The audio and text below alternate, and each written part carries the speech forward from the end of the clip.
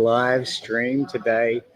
I'm going to be here for as long as I can be. 4 hours is the minimum, assuming that the internet holds up and everything works. And the idea is today we are here to raise funds for Icaro.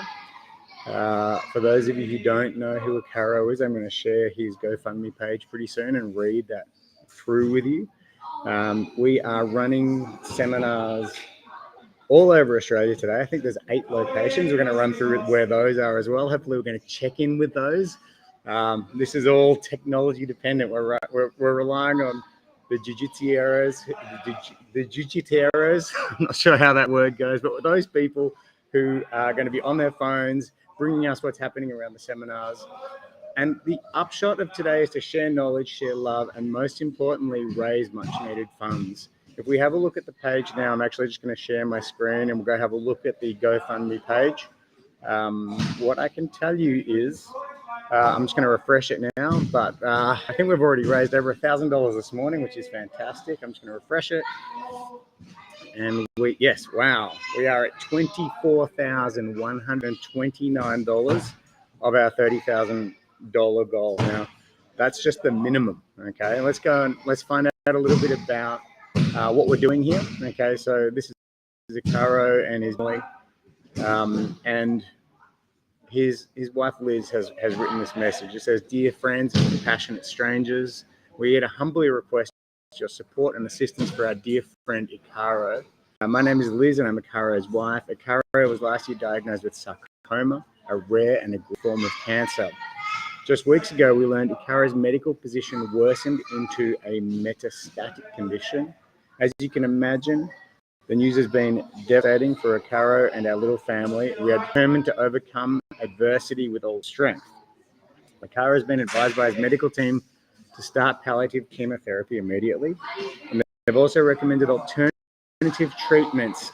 Traveling to the USA is extremely they've also recommended alternative treatments in the form of clinical trials taking place in the United States. The cost of these treatments and traveling to the USA is extremely high, and we're struggling to afford current and ongoing expenses.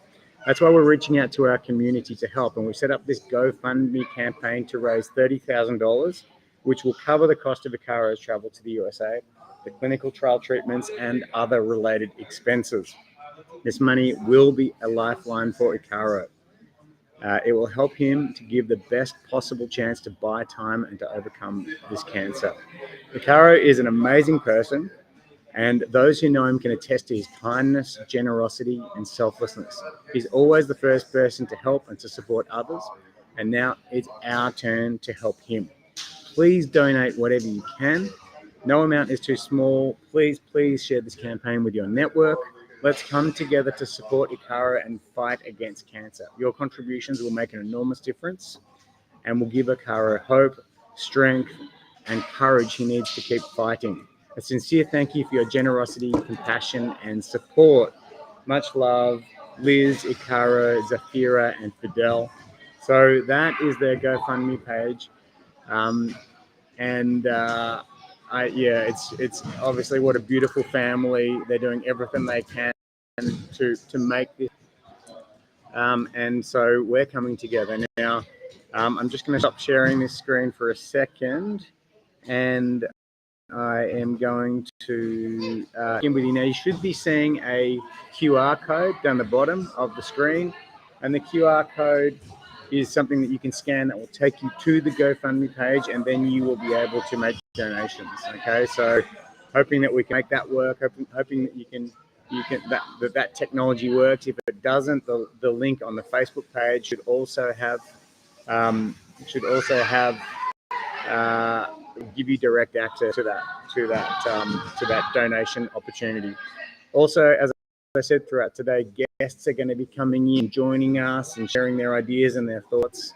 And you should also see a little ticker running along the screen. So, that's talking about what we're up to here in case you don't have audio on the device that you're watching. But please share this event, share the page, share the knowledge, share the link. Whatever you can do to support is what we're looking for today. Okay. So now I'm going to also quickly share the Grapplers Unite page. Okay. And the Grapplers Unite page is something that James Jelley has put together. It's the idea behind this is whenever the community is in need, grapplers around the country will unite and they will do everything that they can to support whoever needs it. So that's what Grapplers Unite is. If you look for this logo, search Facebook for Grapplers Unite, and give the page a like, a follow, whatever, so that we can keep you updated. Now, there are all of these events going on. So we've got one at G-Force, we've got one at C4, we've got one at Gracie Jiu-Jitsu Shepparton, we've got one at we got Hobart Martial Arts Academy, Point Break Brazilian Jiu-Jitsu, AKO Martial Arts, South Valley Baptist Church, and a whole bunch of amazing black belts teaching at those events. So we're very blessed today to have these people contributing their time and energy so that we can hope raise great money. So I'm going to check in right now. It's 24,129.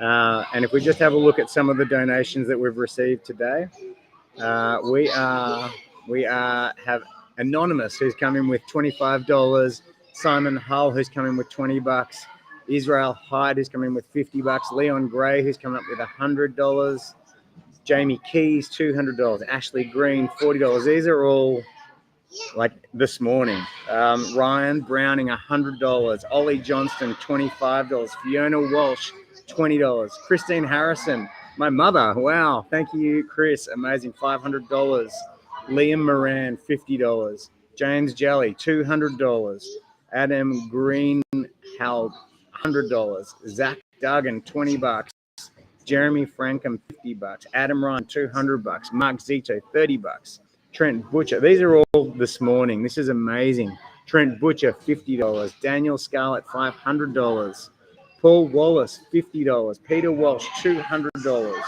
Anonymous, $35, and then 5 hours ago, still this morning, Jaden Sinclair, $50, Kieran Eddy, $50, Shane Duggan, $100, Frank Kennedy, $25. I think Shane might have donated twice. I know Zach and Shane. Okay, that's cool. Frank Kennedy, $25, Anonymous, $50, Jessica Hart, $20,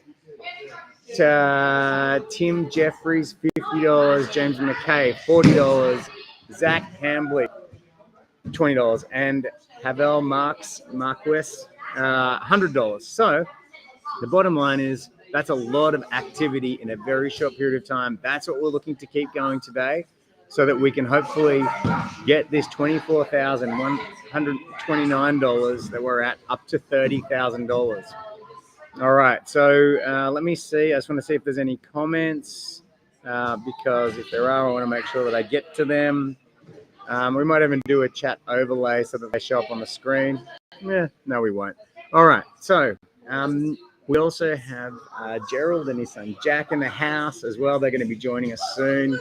We're just waiting for the gym to clear out because there's been a wrestling class and it's pretty noisy in here. So we'll probably wait until that wrestling class finishes.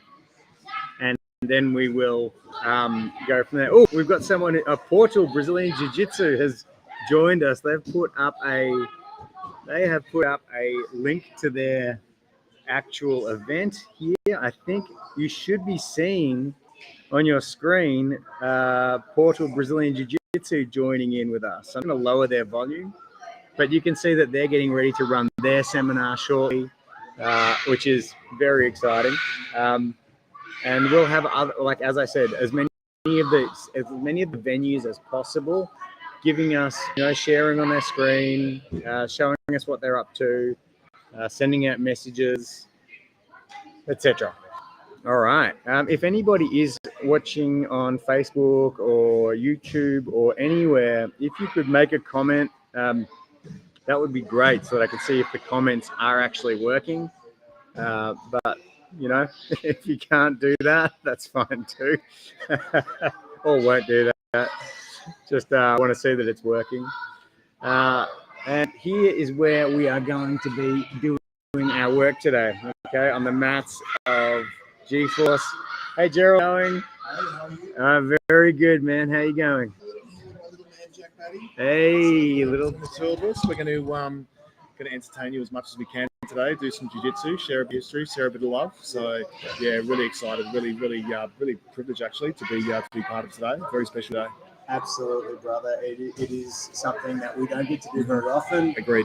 And as a community, it's really great to kind of come together and show support, man. And you are a linchpin in the Melbourne event. Thank you. This would not be possible without you. You've got so much history. You've got more stripes on your belt than I have had hot breakfasts. So I'm excited. And Jack, he's got his new gi. Today is a special day. So today is Jack's first day in a gi. So this is his brand new Leopoldo the Lion gi. So wow. I'm actually as excited about that. So a very proud dad moment. He's 4. And obviously I'm going to try and expose him to jiu-jitsu. He thinks he does jiu-jitsu. We've been doing jiu-jitsu for a few years, but he just rolls around on the mat and plays and says, "Oh, Dad, can we go to do jiu-jitsu?" But he doesn't really do jiu-jitsu. But today we might change that. So today's his first exposure to the mat, and what a day to do that and share that with everybody else. So very, very proud and very special. Awesome, brother. Awesome, man. Well, I think we'll just wait till these kids over here clear out. What do you think? So awesome. 100%. Because otherwise the audio might not be great. And, yes. So in this time, I'm going to try and I'm going to get on the phone and call some people. That's what I'm going to do. I'm going to follow up some people. I'm going to make a $50 donation myself. I'm about to get on the page and share my screen. I'm going to make a donation. Same. Awesome. Let's kick off the day we want everyone else to. So let's lead by example. Yeah, let's do that. All right. Well, let's do that. I'm going to put this camera back now so I can get my hands free, and then I'm going to share my screen. I'm going to make a donation. Do you want to go play with the other kids? So be very careful. So sharing my screen here. Sharing the GoFundMe page. And what I'm going to do is I'm going to donate $50 every hour as long as I can get someone to match me.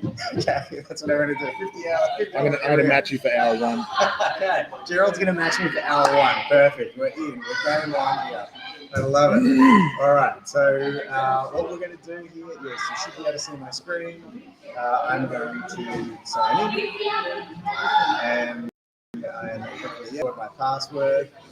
I have to tell you my account. Oh, no, I don't have an account. All right. Let's see if I can donate without an account. Let's see how. I thought I had an account in GoFundMe. That's strange. All right. No problem. All right, donate now. Let's go. I'm going to donate $50. And what am I going to do? I'm going to give GoFundMe 0%. Don't hate me on that. But I've been doing this multiple times today. All right, so what I want to do here is, actually, this is going to be interesting because I don't really want to share all my credit card details on a recorded video. Hopefully I can, here we go. I'm going to use this credit card here for version 1. Here's my wallet. Alright, so version 1, donation 1. Let's see. This card here. Yeah, that's the one. Hopefully this one's got enough money on it. Let's go. Okay, cool. Let's go. Alright. I showed my credit card and my CVV. Alright. No, thank you. And donate now. I'd be seeing my credit card, please. Alright. So, to get my credit card changed after today. Is this done? There we go. That is done. So I've copied that. I'm also going to go to my Facebook now. I'm going to copy. I'm going to post what I just donated. So awesome. Oh, there's Matthew Chick talking about it. Awesome, Matthew. All right. Is that? Hopefully I'm still sharing. I'll share this tab instead. Okay, now I'm sharing my Facebook. I'm going to go post on my Facebook here. Just donated $50. Going to do another 50 every hour if people match me. Every hour if I can find people to match me. Let's go. Let's go. All right, cool. There we go. So I'm doing that. Hopefully you guys can do that too. You should see at the stream, Matthew Chicky, legend. Let me just like the post. All right, here we go. So I'm going to stop sharing my screen now. So we're back, and we are still just. I'm not sure if the gym will ever get quiet today. I'm not sure if it's real loud in here. But we're gonna. This is the least of the adversity. This is no adversity in comparison to what Icaro and his family are dealing with. We can handle absolutely anything, especially as a community. All right, so I'm just checking in. Hey, how you going over there? Hopefully you can see Portal Jiu-Jitsu. How do I make sure they're on the screen? I might check my phone as well and just actually check the screen, see what it looks like. So bear with me while I do that. If you're just joining now, welcome. We are raising much needed money for Icaro and his family. There is a QR code down the bottom there. You should see it on the screen. And really, we are just going to keep working and grinding until we get up to the required minimum $30,000 for Icaro and his family. I'm just going to share this screen again. Okay, in case you haven't seen it, where is it? If I go back here, not there, here. All right, so this is Icaro. We're currently at $24,309 of the required $30,000. We can do it. I've just put in $50. A lot of people have put in a lot of money today, and 41 people have donated this morning. Okay, so very, very, very cool to see the community coming together like it is right now, and we're just going to keep going. So, as 189 donations, so let's see what we can do. Let me just check the post to see if it's working. To see if the stream is working. So here we go. Here we go. All right. Is this so we can see me on the live stream? We cannot see Portal Jiu-Jitsu right now. So I need to make a change. I need to work out how to. Oh, yeah. We've got. Yes. Bear with me. I'll turn off the stream on my phone. How do I make Portal Jiu-Jitsu show up? Oh, I know how. All right, here we go. There's Portal Jiu-Jitsu. There's hands of someone at Portal. There we go. Here we go. So we can see what's happening over at Portal Jiu-Jitsu now.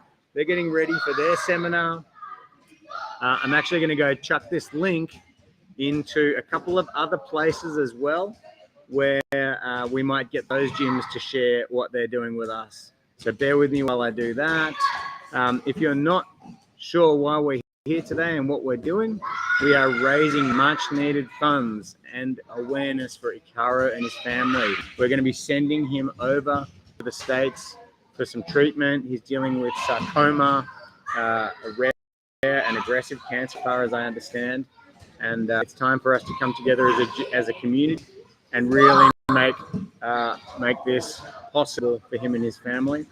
Okay, I'm just going to share the link so that I can invite more people to come on the stream. Now, if you want to come on the stream at any point today, you're very welcome to do that. Okay, you are very welcome to join the stream, whether or not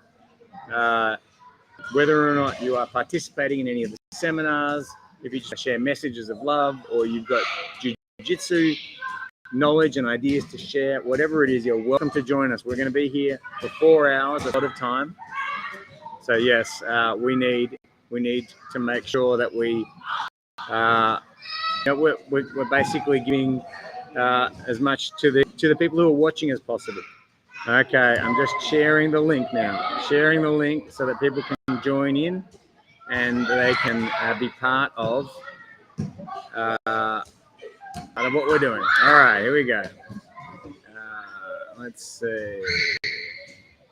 Oh, all right, here we go. How many other people do I need to share this with?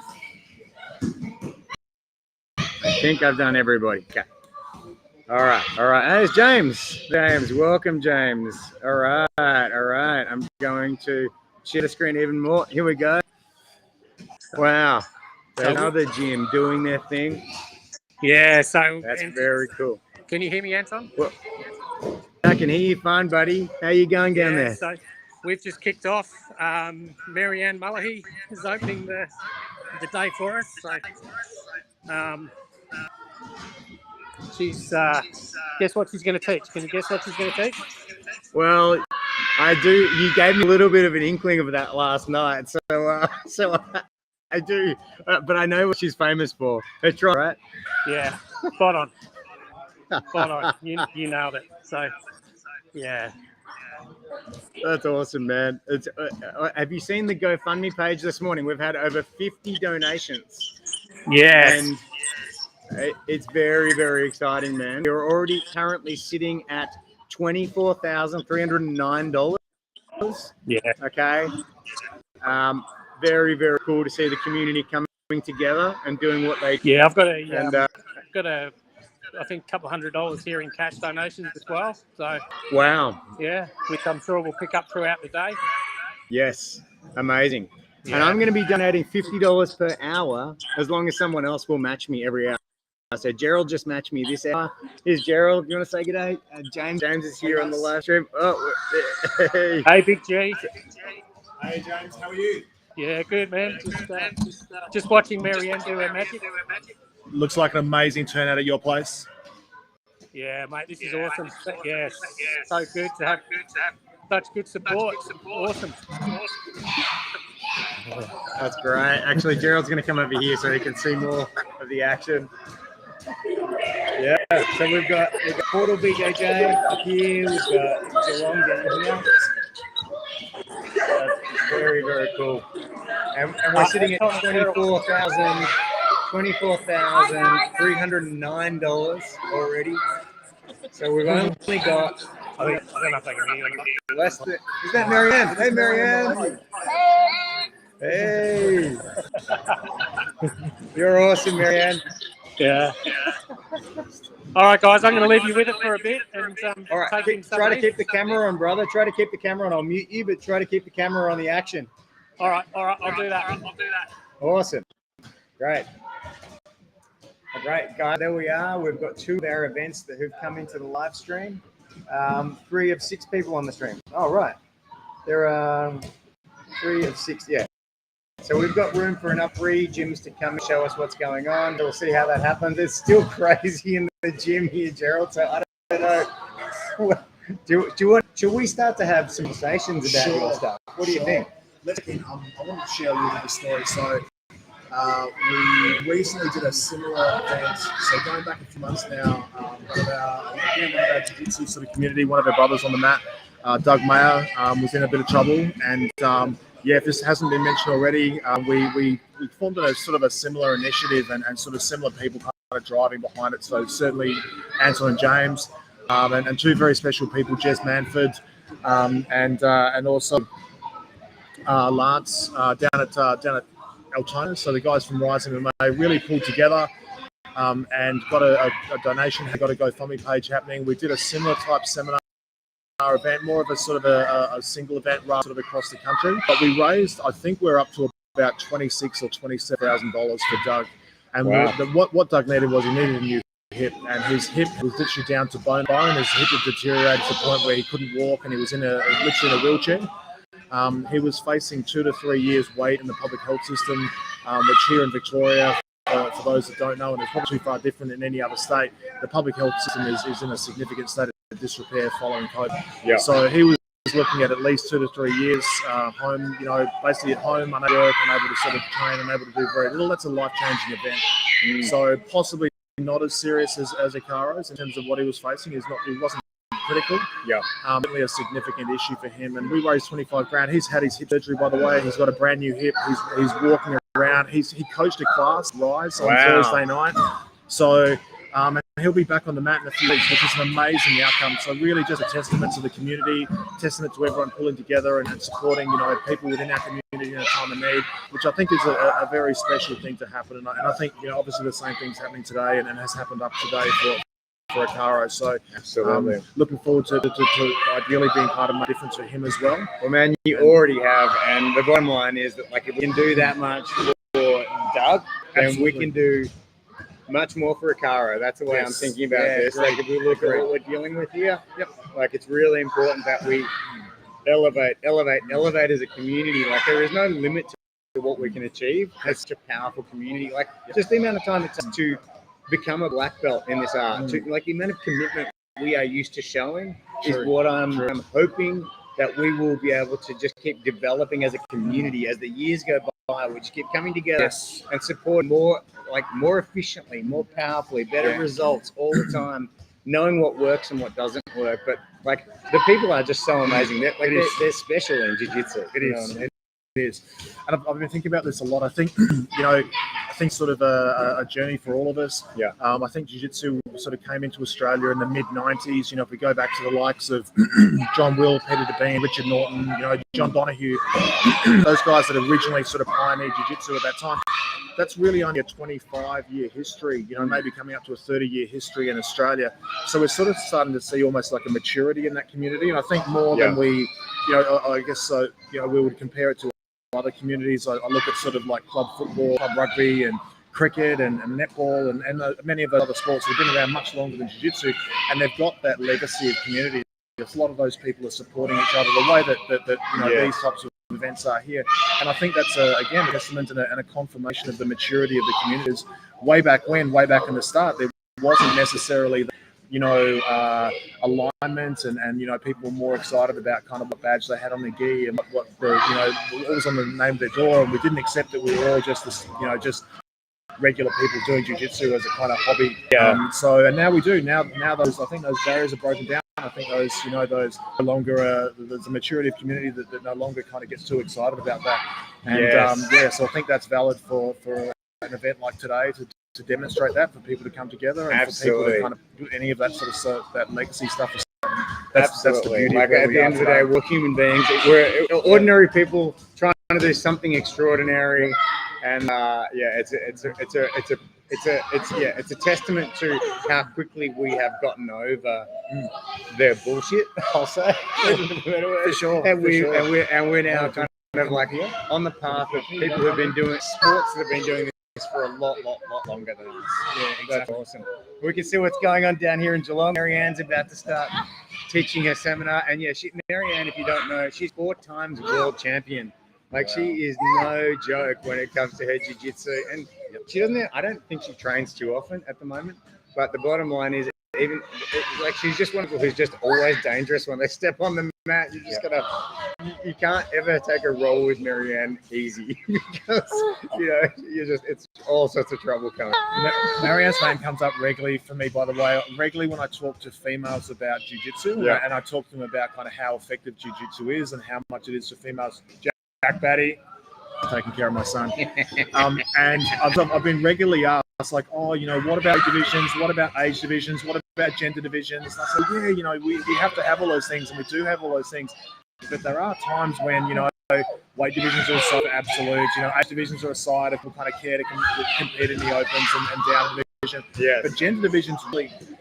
But I do recall a couple of times when Marianne has been struggling for competitors, and she's been put into a male division and usually medaled, if not taken up those divisions. So it can be done, and I think she's a genuine testament to as an example to females on the mat, that this is why we do it. This is what you can be capable of. So she's a leader. She is. Hey James, can you hear us? Yes. Awesome. So it looks great in there, man. It looks awesome. What's happening? Yeah, it's good. Yeah. So, Marianne's triangles. Everybody's practicing Marianne's triangles at the moment. She's already handed out the goods. She started at the top. Yep. Sorry? We're just talking about Marianne now, and just like how she transcends. She transcends all of the divisions in jiu-jitsu. And she just kicks butt no matter what. That's true. Yep. I'm just glad to see her still beating up people like she used to beat me up 20 years ago. That's right. It's special. And she's had a fair share of kind of adversity as well. I think back stuff. She's Back been and so significant injuries over the course of her career. And she's still on the mats, and she's just always like. I've never met anybody Oh. who's just always willing to contribute as much as on the map. Like she's just always. Yeah. Oh, I have you guys actually, but you know the bottom line is she's just always so willing and so happy to share what she knows. Yeah. And she kind of great. Like when Marianne walks in the room, everybody knows. You know, she's one of those people. She's an exceptional human. She really is, man. Yeah. She really is. Also, James, if you get the chance, I have given the link, obviously, to you to join this. If any other gyms want to come in, I think I've sent it to them. But feel free to resend it to them or get them to jump into the stream Yeah, so I'll we can do see that. their gyms. Actually, I'll send it out again. I might. I'll do that now. Actually. Yeah. Okay. I'm just going to quickly share my screen here, and we'll see where we're up to as far as our fundraising is concerned. So we're sitting at 24,309. Has it gone up? It has. It's gone up. $24,409. We've gone up by another $100 since we checked last. So that's amazing. 24,409. So that's brilliant news. Awesome. Just so you can see the cuteness of this. Here is. Looks like I'm going to have to drop out of this to go back on the messenger. So I'll join you again soon. Okay, cool. That Here's looks Gerald like, playing with like, Jack. Yeah, all right. What is this technique called, Gerald? Very early stage. It's early stage jiu-jitsu. I like that. Posture drill. I love it. I love it. So cool. That's the kind of thing. It's family coming together today. Family is what this is all about at the end of the day. Because without family, you know, what else is there? You know, you can do all the jiu-jitsu in the world, but, you know, at the end of the day, we have to look after the people who love us and the people that we love and give them everything we've got because we don't, you know, we have no control. We have no control over the future. Oh, there's some comments in here. Yes, there are some comments. Hello to you, Mani. Hello, Jerry. Hello, everybody. Awesome. Awesome, guys. All right, so I'm excited. Things are moving along well. I'm actually going to just quickly also reshare this event. So here, all I can do is just keep doing everything in my power to continue to raise awareness. I'm going to have to just keep talking for hours and hours and hours. So excuse me if I repeat myself a little bit, but that's what we're going to do. All right, is this the video? Yeah, this is the video. This is the video. All right, so all right, I don't think we have any viewers right now, which is okay. That's totally fine. It's going to go through phases like that, but it means I can chill for a moment. If we have any viewers, feel free to put in your comments in the comments. But I'm going to go through and I'm going to read again what it is that we're here doing today. Okay, we're 33 minutes in. And what we're doing, okay, is we are raising money to help Icaro beat cancer. This is Icaro. This is his beautiful family. Okay. And as Icaro's wife says, last year Icaro was diagnosed with a rare and aggressive form of cancer. And just weeks ago, we've learned that Icaro's medical condition has worsened into a metastatic condition. And so it's devastating for their family, and they do what they can to send Icaro overseas. They need at least $30,000. Okay, that's going to cover the cost of Icaro travel to the USA, clinical trial treatments, and other related expenses. It is a lifeline for Icaro. Make no mistake, everybody. This is the time to come together. In fact, what I'm going to do is I'm going to share this video now to as many groups as I can while there are, not too many people watching. So bear with me while I do that. Again, just making use of our time. All right. Here we go. Grab the link. Copy the link. And I'm going to go to BJJ. Australia's BJJ community. Yes, let's put it in there. All right. We're live, everybody. So hopefully, I don't think I need to put a description because people are just going to see that we are live. All right, let's see where else we can put it. Let's see if we get some people coming in. We'll do one of those at a time. So we have James's gym back. Let's put that back up here. Why? Oh, here we go. Turn that on. There we go. There's Marianne doing her thing. She is such a legend, isn't she? How great is Marianne? She is one of the best teachers around. Hey, Marianne. I think she just gave us a thumbs up from over there in Geelong. She's teaching her famous triangle. Over here, we've got young Jack doing his first ever jiu-jitsu class. He's doing very well. He's got his new gi, a brand new gi for today's event. It's a lion. Well, actually, I won't tell you what's on. I won't tell you. You can tell everybody. I'm a lion. Where is it? I'm here. Wow. Leopoldo? Yeah. Leopoldo the lion? Leopoldo. That's a cool name. Did Dad need to teach you how to tie your belt? No. No, okay, got that. Wow, that's a good knot. That's actually better than my knot. So if you tied that, you're doing very, very well. And how old are you, Jack? 4. 4. Wow. How old are you going to be next year? 5. Yeah. And I will be 6. Wow. You're a good counter too. Yeah. Wow. And 9 and 10. Wow. Absolutely. Should we? Probably not into percentiles yet, but they're about 110% off the height and weight. So Wow. about 6 or 7. Well, I think his dad's also at about 110, 150% So height. this is like an 8 to 9-year-old gi that he's wearing. It's like an M0. So cool, man. We shrunk a little bit, but yeah, I could grow into that pretty fast. Eating out of house and home. That's good. That's great. Oh, we've got James with us now. James, how you going? Thanks, Jack, for coming on the show. Yeah, this is great. Hey, James. How you going, buddy? I'm trying to get a couple of the other That's locations good. on board. What's the latest down in Geelong? Oh, mate, they're now Marianne's triangle from Spider Guard. So, Triangle from Spider Guard. That's nice. Yeah. Actually, I've seen that work in comp a lot. Yeah, she's a weapon. Yeah. That's yeah. I've got some more arrivals, And guys. what's I'm going to jump off for a sec, and I'll join you again. Sorry, my shortly. brother. You've messaged some others. That's great, man. That is great. Yeah. And what's the general vibe down there? Yeah. Hey, Marianne. Having someone in the middle and Yeah, sure. Yeah. You're the best. All right, we'll talk to you soon, guys.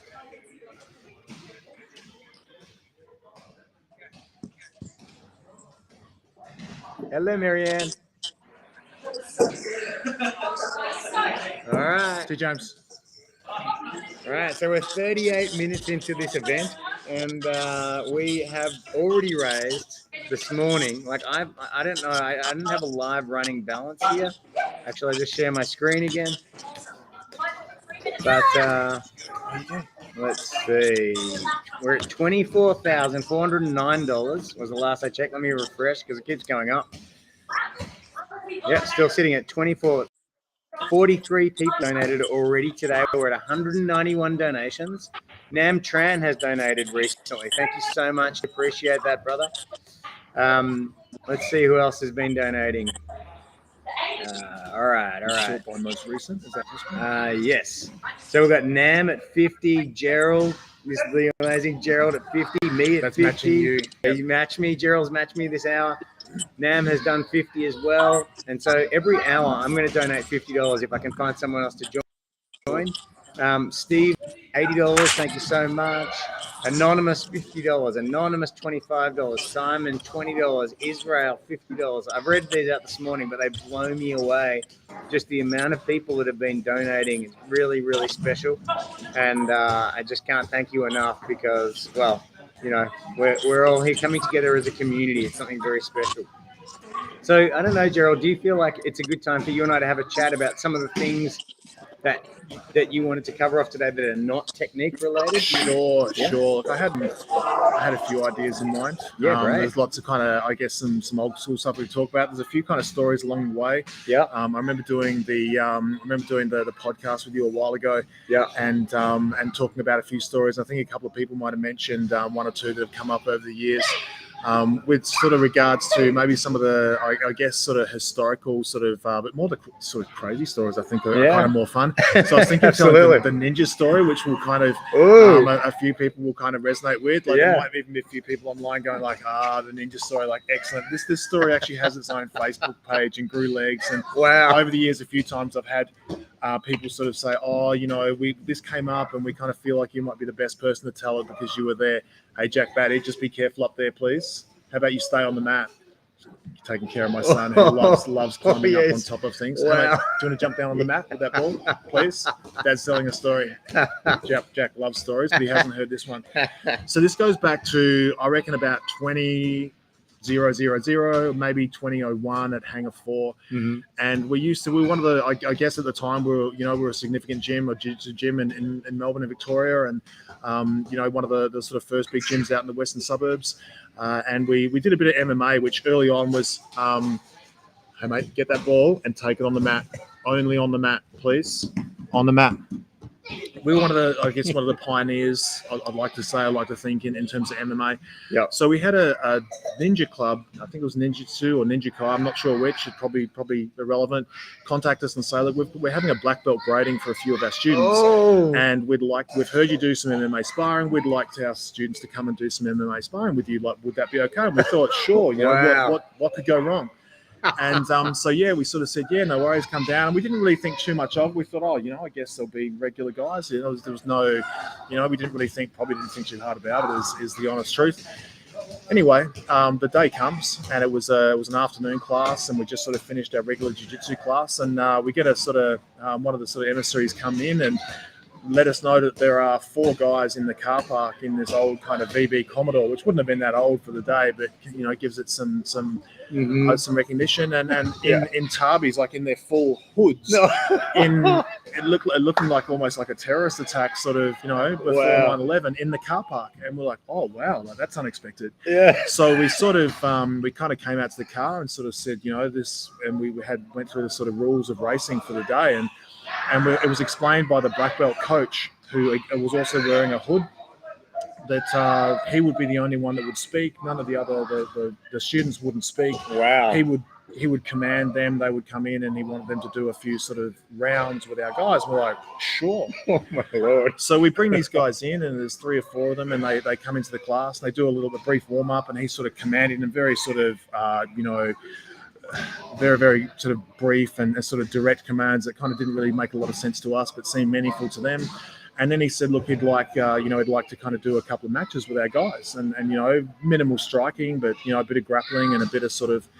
And there were some big names on the mat. Dave Hart was on the mat. Yeah. And Dave was a blue belt at the time, but he was famous for just triangling everyone back in the day. Marianne. Like Marianne, probably. Good chance those guys have spent some time together working their triangles. And there was a couple of John Angelella, who was a very high-level wrestler at the time. Tyrone Cross, who's an old-school jiu-jitsu black belt. I guess I was on the mat. Dave Christic wouldn't have been too far away, though I don't think he was on the mat that day. Anyway, we did a couple of rounds with them, and Dave Hart was one of the first to be called out, and he literally triangled this guy in about 15 seconds. It was clinical, and pulled guard, triangled him. It was over.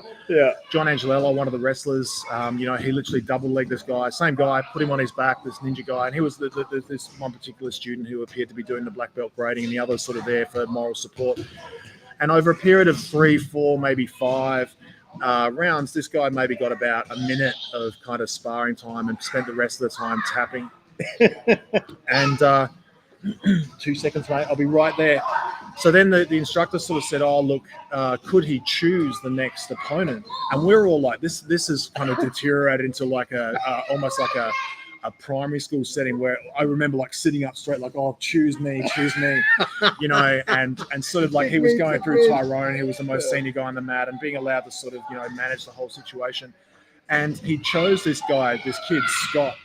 And when I say kid, this kid was like 12 years old. Wow. And saying, he wanted to spar with Scott. And I was against it. I was like, no, I'm pretty sure our insurance doesn't cover this. I'm pretty sure that this is a bad idea. This is like this could go. And Tyrone was like, no, it's going to be okay. And so anyway, Scott goes out, dusts off his gear and steps up against this black belt ninja guy, still in the hood, and says, and sort of shapes up. Anyway, the guy headlocks Scott. Scott slips him, takes his back, puts him in a rear naked choke, and just about puts him to sleep. The guy's tapping like a typewriter. And at that stage, the guy bursts into tears. I'm not even kidding. There's tears. You can hear almost like this sob come from out from underneath this hood. And he takes the hood off. And the guy was only like, he was a teenager. He was like 16 or 17. And I was really surprised. I was like, oh, wow, I was expecting an adult. Yeah. You know, and then the coach took his sort of hood off, and he was not much older, mate. I still reckon under 20. And I was like, wow, like this was.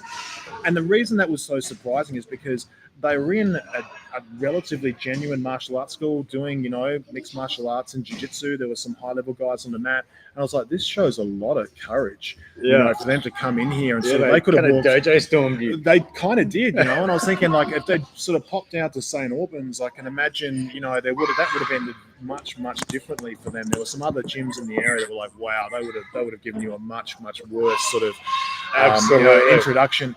And they kind of stayed for a while once their hoods were off, and we sort of actually, I remember one of them fell over a chair. The instructor fell over a chair with his hood on, which was kind of why his had come off as well.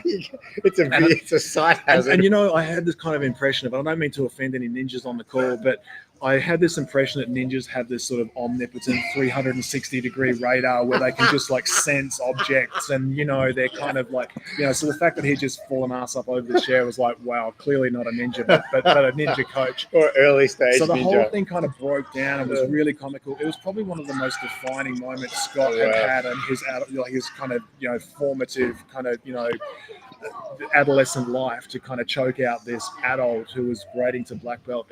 And we were all like, the gym erupted. It was like, you know, it was like someone winning a match at Vicks or Nationals. You know, it was like, oh, we were so happy for Scott overcoming this adversary. And that's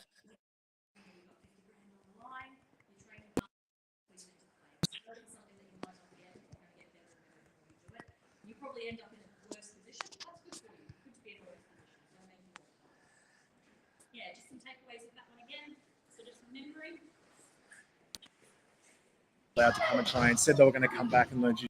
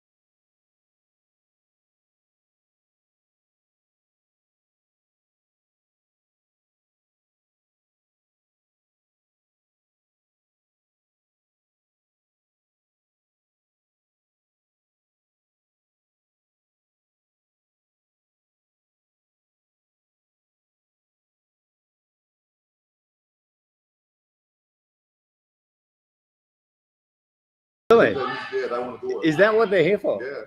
I did not know that. I thought that was your class. Great. Okay. Ask him if he wants to do 20 minutes with the kids. Gerald, when you're ready, we have participant. We have seminar interest. Significant seminar interest. Do you want to do a kids You seminar? want to do 20 minutes with the kids? We have a seminar, people. Yeah, Brother, you're the Yeah, best. let's play. All right.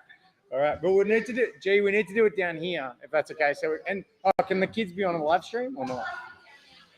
Yeah, you're okay with it? Yep. Okay, great. Awesome. We're going to do a kids seminar. That's exciting. That is exciting. I'm the photographer. I'm the videographer. We are going to do a live kids seminar, okay, by the amazing Gerald. And this is something special, guys. We're doing a kids seminar. Jiu-Jitsu is so much about family that, yeah, we're going to learn some Jiu-Jitsu. Very, very exciting. All right. The focus is a bit of an issue. Awesome. So Gerald right now is like, his son is doing his first ever Jiu-Jitsu class, which is really lovely. And some of these other kids are quite good. So, yeah, we're going to let Gerald do his thing, but I'm going to keep talking to you guys as well at the same time. We're here to raise much-needed fund support for Icaro and his family. And yeah, it's very exciting to see. Okay, so let me just also check that the stream is back live because it went down. Okay, so yeah. Okay. So what Gerald's doing is creating a game for kids right now. That's lovely. All right, let me see if it's working.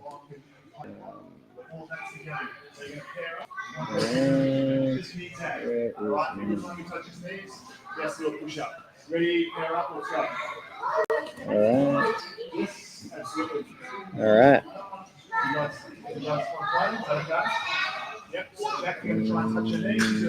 BJJ community. All right, here we go. That's strange. All right, I'll try it over here. I don't think I did the description because I was going to say that we are live. Is it still live? Yes, still live. All right, there we go. All right, we're good. We are good. Copying the link. Let's put the link back in my Facebook. Try and get some more people to join in. You guys. Right. All right, stop there. Change partners. You guys stay together. Change partners, same drill. Let's go. Thank you for all of your support so far. We are raising. We have already raised thousands this morning, but still have much to go. All right, there we go. Let's post that. All right, we're back. We're live. Gerald's running his kids' class. They're doing their stuff. It's very exciting. And we are 53 minutes in to our telethon. I'm also going to message James because we've lost his connection. Stream dropped. Can you jump back in, please? Can you jump back in, please? So for me, it's a tough day. You know, oh, there you go. James is back. Awesome. All right, we're doing a kids seminar down here, James. That's what we've. Yes, I can. We're doing a kids seminar down here now. That's. I decided to do the same as you and put up another 50 every hour if someone matches me. Woohoo! That's exciting. So Marianne's immediately accepted the challenge, but then she's had a look and saw that we're within 100 of the next $1,000 mark, so she's putting in an extra 100. So, oh, I love Marianne. Not only is she teaching, but she's also actually contributing as well financially. What a legend! Like this woman blows my mind. She'd already made a donation as well. So wow, I just love her so much. I really do. She's such a special human being. Actually, that's what I keep getting. And all these kids here. I don't know if you can see my screen. but all these kids Yeah. are getting a seminar right now from Gerald. So Oh, we're doing a that's kids fabulous. seminar, man, which is really, really, really great. Oh, that's awesome. Yeah, I'm just loving it. love It's just such a special day, and we've got donations pouring in. Let me check again. I'm just going to share my screen here to see where we're up to. Cool. We've got a couple of other of our coaches have just turned up as well. So, yeah. So Regan, do you know Regan Neo? No, nope. Hello. Hello. Teaches down at Bones in Torquay. Ah, cool. He's a 10th Planet black belt. Wow, Quite a few pro MMA fights, I think. So, that's yeah. awesome, man. And That's this next coach up is going to be Adam Rankowski. So this is Adam. awesome. Hey, man. So that's Anton from Absolute. Oh, hang on a sec. The camera's not on me. I'll put the camera on me for a second. Here I am. Yeah, take it off, Hello. Gerald. Yeah. Yeah, that's right. The seminar's happening in the background. Yeah. Yeah, you too. You Virtually. too, man. Absolutely. Yeah, this is great what we're up to today. It's very exciting, and thank you so much for your contribution. It's amazing. All right, we're going to get Awesome. things moving here, so I'll talk to you again soon. All right, well, we've got 4 minutes to go until the hour, so I'm going to be doing another $50. I'm looking for someone to match me for $50. Hey, Marianne. Anton, Yes. match my $100. Done. I will match you $100. Done. I'm doing it right now. You rock, Marianne. She's the best. She's the best. All right. I'll match you $100. Let's do that. All in. All in. I'm putting the chips all in. The kids are not eating tonight, Marianne. So can you give us the total? Can you see the total from there? I think I've just pushed it over 25,000. Can you give us a live update, Anton? Yeah, absolutely. The total is, I'm just going to share my screen. At the moment, we're 24,409. Oh, no, it's just gone up. 24,559 because of Marianne's $100. It's showing up, Marianne. Awesome. All right, so, yeah, we are sitting at 24,559. I'm going to put in 100 now. So then we'll be at 24,659 is where we're at after I do this donation right this very minute. Good work, Awesome. everybody. Let's keep going. Awesome. Cool. All right, we'll talk to you soon. All right, talk to you then. Keep the camera. All right, back to this while I do my donation. Put this over here. So Gerald is continuing to teach. Oh, I like it. Gerald's showing base. All right, guys, we're doing real well. Real well. Just going to mute James's phone.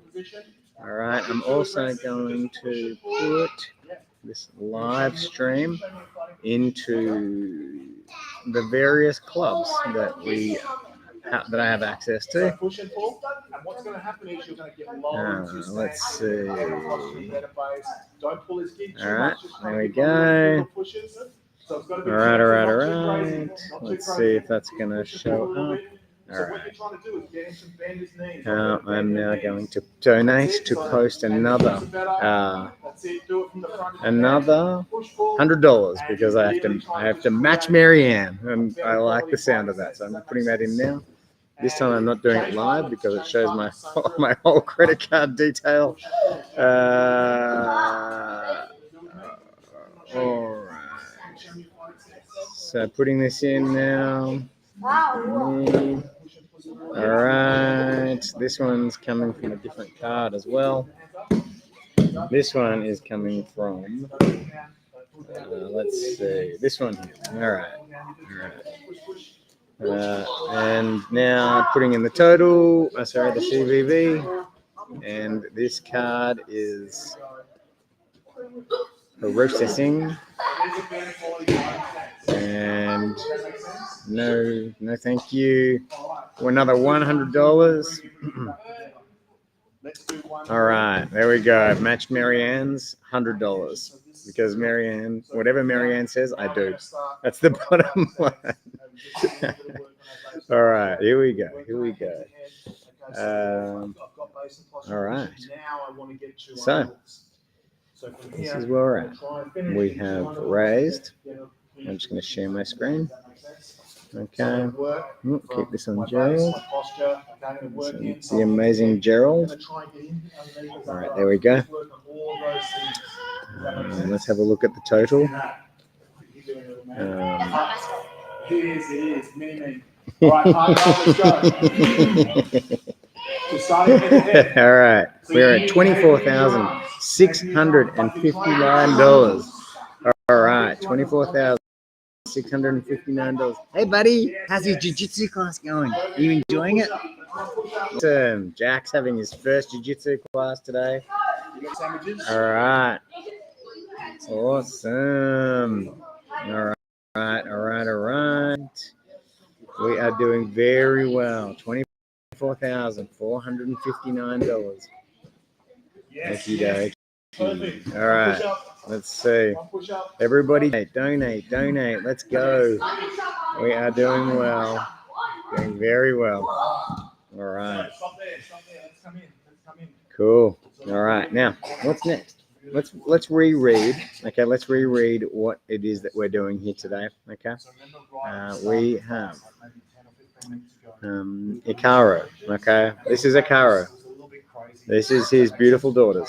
This is his beautiful wife. And his wife Liz has said, dear friends and compassionate strangers, we're here to humbly request your support and assistance for our dear friend Icaro. My name is Liz, and I am Icaro's wife. Icaro was last year diagnosed with sarcoma, a rare and aggressive form of cancer. Just weeks ago, we learned Icaro's condition worsened into a metastatic condition. The news has been devastating for Icaro and our little family. We're determined to overcome adversity with all our strength.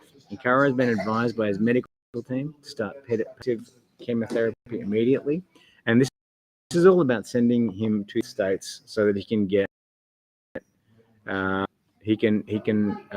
do clinical trial treatment, other related expenses around that. So this is something very, very, very important for Icaro, and they do not take this lightly, what we're doing for them. And it's a real privilege and an opportunity for our community to be able to be a part of this.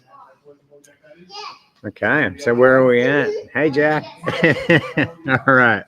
So our seminars, we have 2 seminars running at the moment. I will leave the camera on those guys while they go over some things. This is what jiu-jitsu is about. It's a real opportunity for us to come together and contribute to each other. Sometimes it's with knowledge. Sometimes it is about money.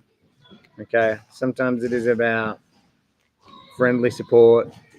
So many things. Oh, James is back in the conversation. He's rejoined. Hey, Gerald. Kids. Have kids, they say. It'll be fun. That's right. Right.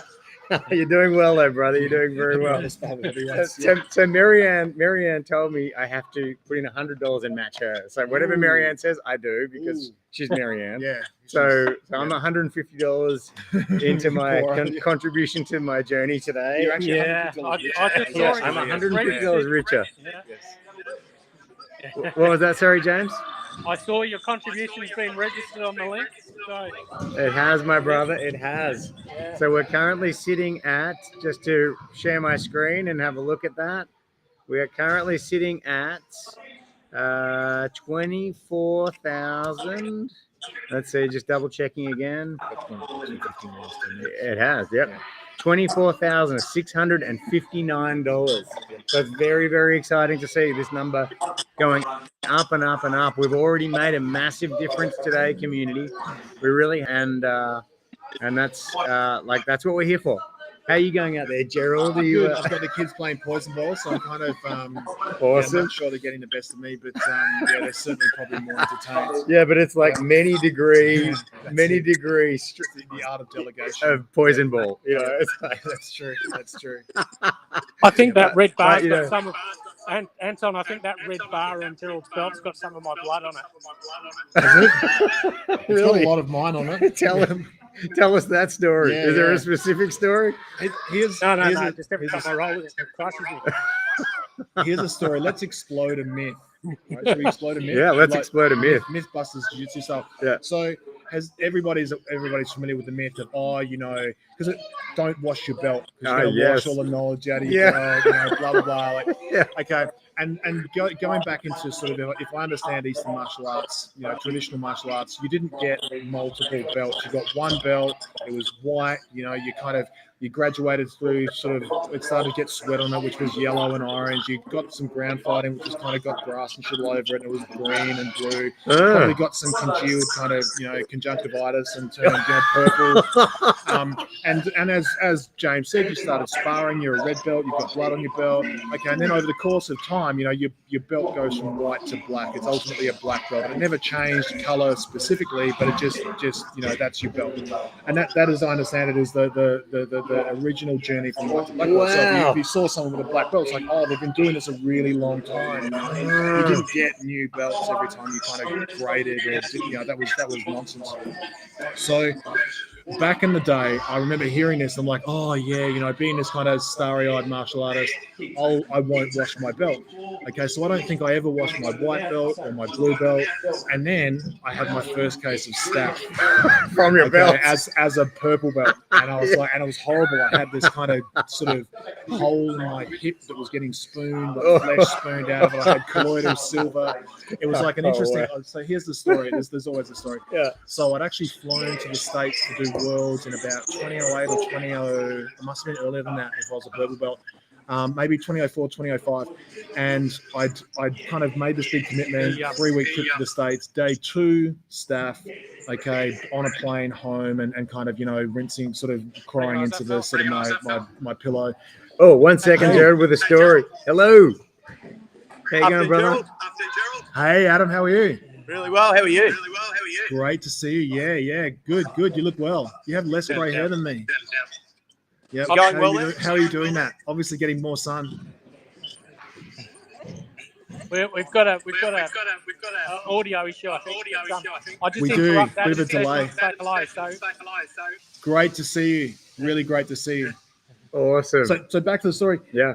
You'll go through this kind of foolish notion that you should never wash your belt until you get really sick from it. And after that, I was like, I wash it probably every couple of weeks now. These days, I'm like, whatever. If I've washed knowledge out of it, no problem. Because having less knowledge and less staff is kind of like, as far as I'm concerned, is better than more knowledge and more staff. That's true. And I actually, now that I think about it, if you store your knowledge in your belt, you've got bigger problems. That's it. It's like a hard drive. Like you're going to max that out sooner or later. I'm not wearing my belt. I can't do my proper jiu-jitsu. How's it going to work for Noki? I don't have my belt with me. That's right. So, Oh, that's quite amazing. That's a good story. Yep. Do you wash your belt, James? You need to be willing to commit to dropping right back. He's watching the seminar. He's old school. He's one of the original gangsters from Red Cat. Oh, really? Yeah, so is it John Will? Yeah, he used to look after the academy quite a bit when John was away. So a lot of the sort of reception and admin and coaching, the sort of beginners coaching, that type of thing. So he's been around for a long time. I reckon I'm going to say nearly as long as me. So wow. 20 years plus. Amazing. Okay, lovely that's brilliant. Lovely Brilliant. guy. Good to see him on the mat. Yeah, awesome. So going back to the belt thing, now that I think about it, so I guess that's why they have coloured belts now, so that you don't have to not wash your belt. Or you don't have to actually, bleed on your belt. Yeah, to get it red. Sweat on your belt, all that sort of thing. Have the conjunctivitis. Yeah, true. Yeah. I think there's less true kind of, career martial artists, but everyone wants the belt to say, hey, this is my journey. So interesting. So a lot of the older generation would say that we're pussies for not washing our belts. But and I wonder if they're still out there. Are there people still out there that have never washed their belt? Like this, I think I've had this belt since 2008 when I graded to black belt, so it's 15 years old. Yeah. I probably washed this belt. Let's do the maths. 15 times about, maybe 20. What's that? About 300 times. So yeah. So I mean, this is probably a dumb question, but in fact, I'm sure it is. But do you have like white tape at home that you just re-strap? Yeah, great question. So there is tape on that, and I try to keep that. That is from I think I got graded last year with Higan and John. So that is actually the tape that Higan used at the time. But you can see that it's starting to kind of come off. Right. So that's survived being washed so many times. It has. So it's good quality tape. That's quite amazing. Yeah, I don't imagine it's just your average kind of Bunnings tape. Yeah. But the other ones, they're all sewn on. So, but they're all kind of like Ah. at some point I've committed to, okay, I need to go down to the seamstress and get some white Right. kind of tape and get a stripe sewn on my belt. Right. So, if you're committed to washing your belt, you can sew on your stripes. That's a good idea. Correct. Yeah. Yeah. So if you just, I mean, unless you care to replace the tape every time you do it or every other time you do it. So it's not a sin or a faux pas to put your That own is- white tape back on there. That is tape as well. Wow, that's lasted a and that's long been on there time. a long time. That's quite That is- amazing. that is finger strapping tape. That's Wow. the specialist finger strapping tape. I've got some in my bag. Yeah. But so yeah, they're both tape, and those are definitely sewn on. You can see the stitching, and that's really old. Like that's 08, that's 11, that's Wow. 14, 17, 22. Huh. So yeah, Yeah. but they're kind of good guy stripes. It just means you're a nice guy and you're still on the mat. Doesn't mean you know anything more. There's no formal grading syllabus for these stripes. Yeah, that's quite amazing. Like the black belt situation. Like you can, like I know black belts who are not training as much as we are. Yeah. You know what I mean? And there's just they're getting their stripes. Yeah. And that's not a bad thing because Yeah. they've done their work. I guess they do know it. Yep. And I think there's like I got told by the doctor literally this morning, you should quit jiu-jitsu, Anton. Wow. Like, yeah, so I got neck stuff going on. Okay. And I'm at that point where like I know that if I make it to my James, how you going, brother? Good. Sounds like you need a new doctor. Yes. Have you been told by your doctor to quit jiu-jitsu? How many times? Yeah. Several. Yeah. Several. Okay. Yeah, same. Yeah. This is the thing. Like I think. Too old, apparently. Yeah. Right. Okay. Yeah, because I just said to my doctor, "There's no way," right? But I do know that once I get to this magical black belt place, I'll probably have to back off my training some. You know what I mean? Like I got to train like an animal. You have to train smart. Yeah. Yeah. Train smart. Yeah, Get yeah. to this point, and then I can just coast a little bit because I'm 50. What are you doing? Are you 50? I'm 50 this month. Yeah. Wow. Yeah. We'll go see her this Guys, we're afternoon. doing really well here. Let's check in on our fundraising and see how we're going. How many more coaches have you got lined up at Geelong, James? Another 3 or 4. Wow, that's amazing. Yeah. So we're at $24,659 still. Yeah. So so I'm gonna reshare this post again. Have any of the other clubs jumped on the stream? 2,450. Have any of the other clubs jumped on the stream? They have not. They have not. Maybe They I have need to not. get it. I'll jump off. So Maybe I need to get it. I'll jump off here and harass them. okay, good idea. Yeah, it'd be good to get them on, find out how they're No going. worries. We are at 24,659 of 30K. Let's keep up the greatness.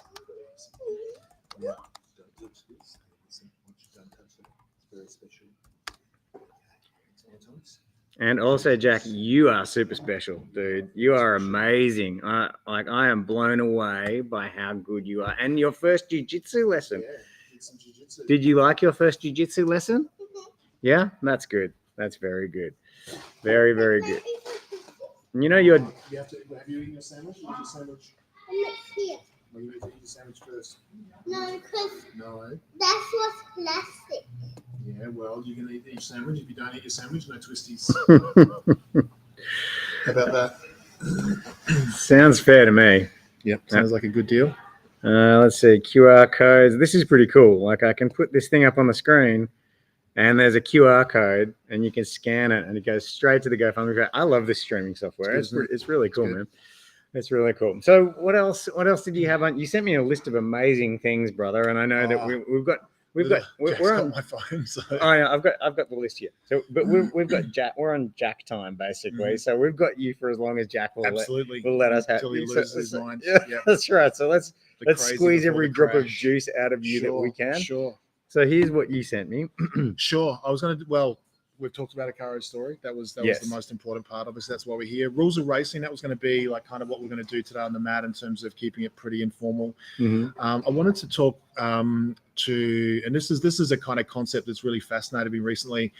And we had 4 hours, so I figured there was a lot of time for people to get kind of intimate on the mat. And you know what I mean by that is, we kind of share each other's personal space. But let's go. Yep. Let's like kind of go in a verse rather than out of verse a little bit. And this is a prompt from John Will, again from a podcast, or actually from your podcast. So you remember this. So Yeah, when he was on interesting. Roll or Die, and he spoke about why people are on the mat. Right. It was kind of like this. Is it self-defense? Is it kind of the workout? Is it the community? Like, how did you get here and why are you still here? So I wanted to kind of have that conversation with the guys on the mat a little bit this morning. And I suggest that's a great conversation for anybody on the mat to be having internally, and also maybe with their coach or with their family or, you know, partner or, you know, anybody.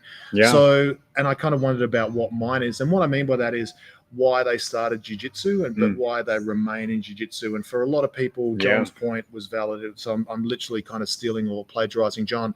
A lot of people haven't considered the change from when they stopped kind of getting what they originally came for and the change to why they stayed. And I think that's true for a lot of different sports. I was involved in the CrossFit community for a long period of time. That was kind of a similar thing. I think people used to, in CrossFit, they would come for the results, by the way. They'd come for the increases in strength and conditioning, but they didn't stay for that. They stayed for the community. Right. They made friends. They formed, you know, groups, community groups, and they continued. And they, you know, the strength and condition remained, but they were remaining for the community. It wasn't they weren't there for the strength and condition any longer.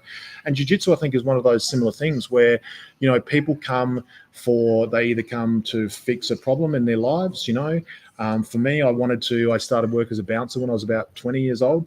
And I didn't have any formal self-defense training, and I kind of played first grade rugby and a few other sort of things, which I felt like kind of equipped me to, you know, survive in a pub environment to a degree. But I wasn't a fighter. I wasn't a bad guy. I wasn't. If I came across somebody, I was going to lose. And so I wanted to address. Found jiu-jitsu. I did a couple of other martial arts before I found jiu-jitsu, but I very quickly, probably within about 12 months of starting a martial arts journey, came across jiu-jitsu, which was very fortunate in 1996 because it had literally just arrived in Australia. And I was like, this is it. I very quickly recognized that this is going to give me what I'm seeking, which is some genuine skills to be able to defend myself and diffuse the situation. So that was why I started jiu-jitsu. But maybe within 2 or 3 years of doing jiu-jitsu, I probably had enough jiu-jitsu. I was a blue belt, you know, I'd done a few competitions. Realistically, if that was my goal to just address, you know, surviving in a pub situation, that was probably going to be enough. You know, I'd done some boxing and some kickboxing by that stage as well. So I could have checked out at that point and kind of continued with life and maybe gone off and done a couple of degrees or an MBA or something with all the time that I spent on jiu-jitsu in the meantime. So why did I stay? You know, if that was it, if that was my motivation to arrive, what changed? And when it was for me, the community, it was the competition, it was the continued challenge of learning more and more about something that I was passionate about. I really liked the problem solving aspect. I liked the kind of like the universal kind of aspect of being physical, mental, emotional. I recognized that it was something that I had. Even though I was competent at it, I certainly wasn't a master, and I wanted some like a degree of mastery. So I continued, and so that was kind of my point of change and why. But that wasn't something I consciously considered at the time. It wasn't something I consciously considered for many years. And in fact, until I heard John's podcast, I was like, you know what? I've never really thought about that. That's so cool. That's a great question. And that was only a year or two ago. That's amazing. So you know, it'd be a great question for James. Might be a great question for the guys on the mat there. You know, absolutely. It might be the first time they've ever thought about that. But absolutely, I love that, man. That's so powerful. Like, why do we stay in jiu-jitsu? James, why do you stay in jiu-jitsu, brother? Well, it's where I get to see my friends now.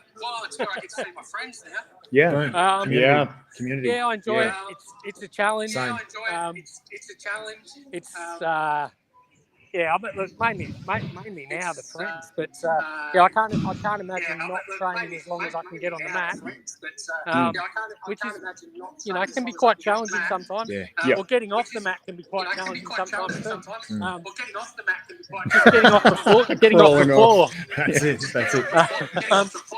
it. Getting into your car and driving home is like the challenging part. Yeah. I've got all that to look forward to.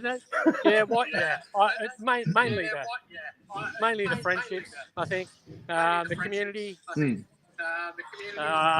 obviously I enjoy rolling.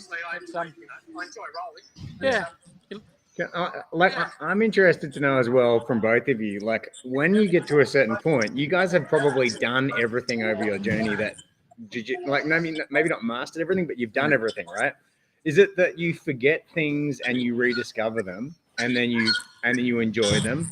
Or do you never rediscover anything? Like it's always there and it's always available for you to use if you want it? Or are you still learning new things that you've never seen before? Like, what is jiu-jitsu like when you've done it for as many years as you guys have done it? Oh, I sometimes learn things that are sort of integral to the techniques that I first learned that I've never picked up on before because my eyes weren't open. Something that might seem really basic that I thought I know, and then somebody, and it might be my coach or it might be somebody else, says, "Oh, just do this or just do that." It's like light bulb moments, Yeah. So you're still having light bulb moments. That's awesome. Oh, absolutely. I did a seminar with John Will at Trent Rice's place last Friday night, and John did a seminar on dope mount, which for those who don't know is kind of like it's a guard passing or a mount retention drill. But it actually identified like an old dead end in my game that I'd really kind of just forgotten about and ignored. And I was like, oh, light bulb moment. Like there's somewhere to go with that dead end from my side control game. And I was like, sorry, Gerald, can I just interrupt? Hey, Chris. Yeah, so Yeah, that's please. Chris Hellback from C4 and Cops just joined the stream. Hey, Chris. Welcome, Chris. We can see your forehead. See the top of your head, You've Chris. got a great forehead. You got a. There we go. Almost. Yeah, mate. Yeah. How's it going, Chris? I don't know if you can hear us. Hey, Chris. Can you hear us? I think. Hey, there you are. Hey, buddy. Can you hear us, Chris? You might need your microphone. That's awesome, though. That we've got 8 events running today, I believe, is what it is. Put that back, please. And we've currently raised. Let's see where we're at. We're at $24,659. So it's a huge help. We've really moved the needle for these guys today, for Icaro and his family. We've got another person coming in. Oh, is that Chris again? Yeah. Let's see. Yeah, Right. Oh, that's I can hear everyone now. Yeah. Hey, how you going, Chris? G'day. How do I turn my camera I'm around? just going to remove that one. Yeah, welcome. What's it like for you? It should be doable. Or you can be old school like me, Chris, and just physically turn it around. You click.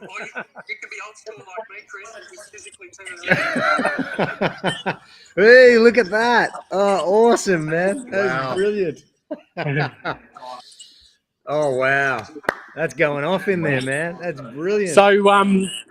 guys, Chris knows Icaro as well. Icaro's been down to Chris's competitions in Coffs Harbour. Wow. Right. Yep. Awesome. What? Yeah. How long have you known Icaro for, Chris? I think I'm going to say 12 years, 10 years. Yeah. Wow. When he first came over up in Ballina, I think, JJ, hey? Yeah, probably when I opened the big gym. Probably 10 years, Yeah. I'd say. Yeah. I've heard he's a great teacher. I've heard he's a great teacher, but what else can you share with about him with us? Because I don't know him. So, like, what would you say about Icaro? Oh, man, he's a super lovely guy. That's kind of the first thing, when you first meet somebody, he just has that warmth about him. Very, very open, gives his time away, apart from the pure jiu-jitsu side, which is obviously good. That's the main thing I found. He was like a big teddy bear, and just very warm, open, happy, Yeah, that's why a big part of why I wanted to be a part of this. When JJ, put it forth to everybody, I was like, well, yeah, such a nice guy. I've got to do what I can to help. That's brilliant, man. And it seems like you really have, man. There's a lot of people showing up there. And like we've already raised over $4,000 since yesterday. So it really is moving the needle. There's a lot of donations coming in all this morning and last night and like today during the seminar itself. So thank you, man. Thank you so much for everything. And if you're in a position to like have your camera on the seminar on your group and kind of leave it on at some point. I can mute. It's fine, you know, when you're done talking, but that would be great. So we can just keep people aware of everybody coming together and capture some footage of Yeah, that. great. I will. I'll try and hook it up to a little tripod I've got. Yeah, awesome. That's great. And we've got eight venues running today. That's fantastic. Which is really exciting, man. Yeah, that's awesome. And do you know Gerald? Have you met Gerald before? I've heard Chris's name many times. Yeah. Yeah, I don't know if we've met in person. But yeah. Agreed. Yeah, one day. You guys would have One met day. at the gathering, One day. Sure. Yeah. Oh, the gathering. Yeah, definitely. That's right. Yeah. Yep. Yeah, awesome. That's brilliant. And what kind of techniques are you guys studying today, Chris? Our first guest instructor just did a half guard. Half guard bottom, taking the back. Our second one that's on now is passing. I'm going to do either leg entanglements or passing concepts. I haven't decided yet. I tend to like legs. So. I don't know. You seem too mature to do leg entanglement game. Yeah, brother. I don't invert. There's no such thing as inverting. I prefer to drag people into position, if that makes sense. Yeah.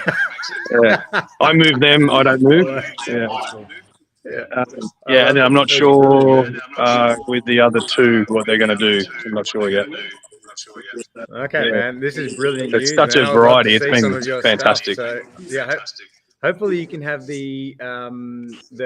your camera on while you're teaching those leg entanglements, because I'm keen to learn. Cool. So I'm going to learn remotely. No problem. I'll do that. I'll leave it on. I don't know if they're right. I just make stuff up, but yeah.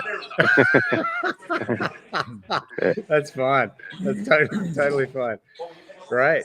All right. Well, if you could show us a bit more of the room. Oh, James, do you have anything else you want to say to Chris? James is back in the seminar. So yeah, Chris, if you could just leave your camera on the team, that'd be awesome. Yeah, I'll try and hook it up now. Thank you, brother. Really appreciate it. Yeah, full jack, buddy. That's great. And we'll change this. There we go. What are you doing? What are you doing? Great. All right, we're going to mute this one here. That's great, man. We're doing well. Awesome. So back to your story. Sure.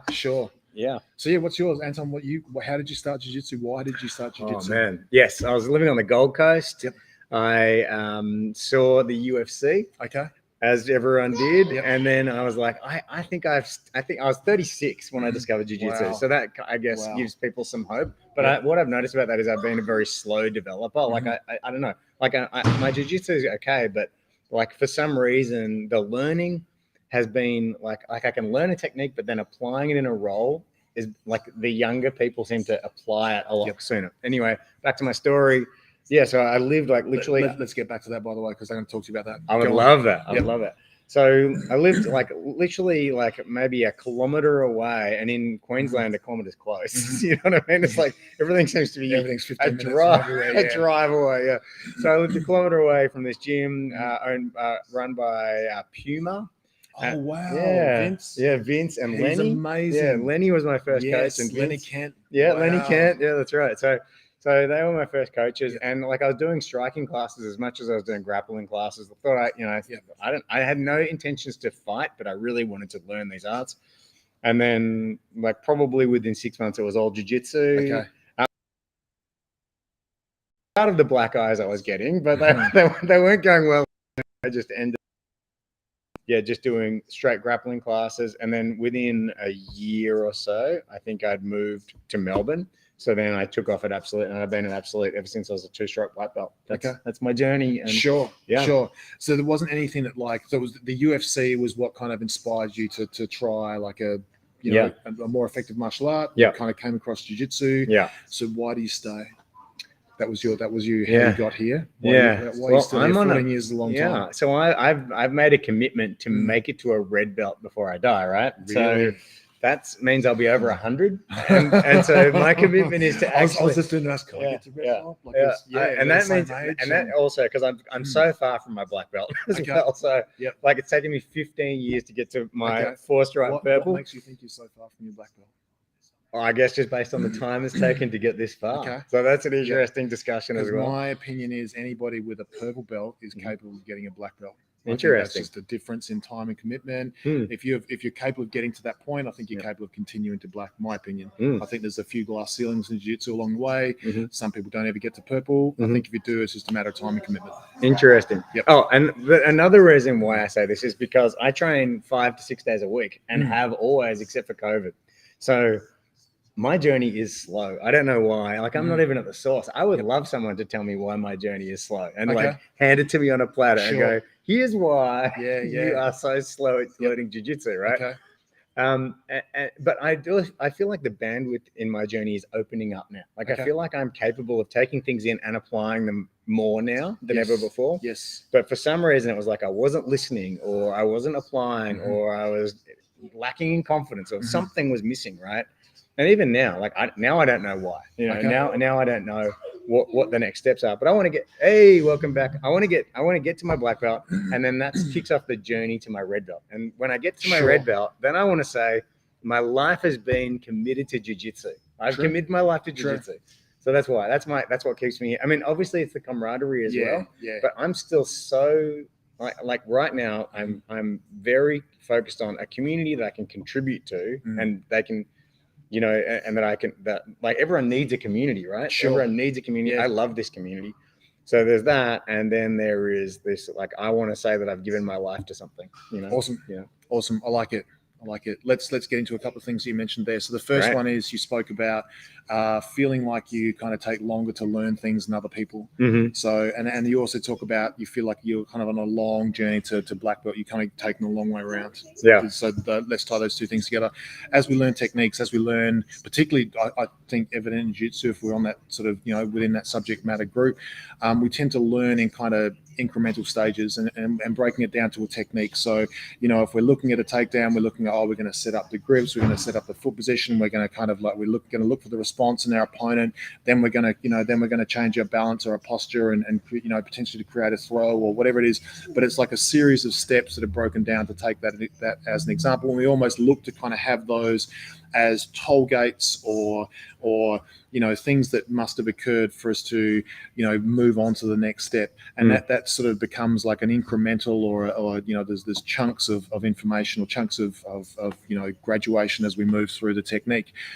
In order to execute the technique seamlessly, you've got to kind of do it without thinking of any of those toll gates, and you're thinking almost about the outcome focus as compared to any of the steps, because you're still learning the technique.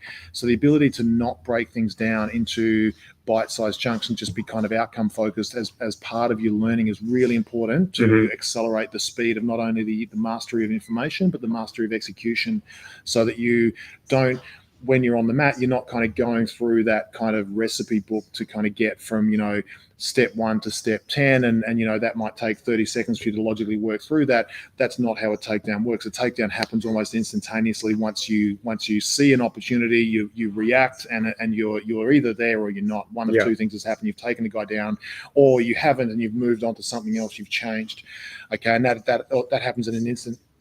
So the ability to compress that training technique by technique and then, execution by execution is critical, I think, to most people's understanding and ability to execute outcomes. I think there are people who are very good at that. They know jiu-jitsu, they know the techniques, they know what the elements of the techniques, and then they can't execute them on a mat against a dynamic opponent. They can't, they fall over in competitions. And I was one of those guys, by the way. That was something I came up against and really struggled, and I still do struggle not to kind of stall and have to kind of stop at times to kind of go, I need to double check where I am and kind of do a bit of a sanity check, and then I can move forward. So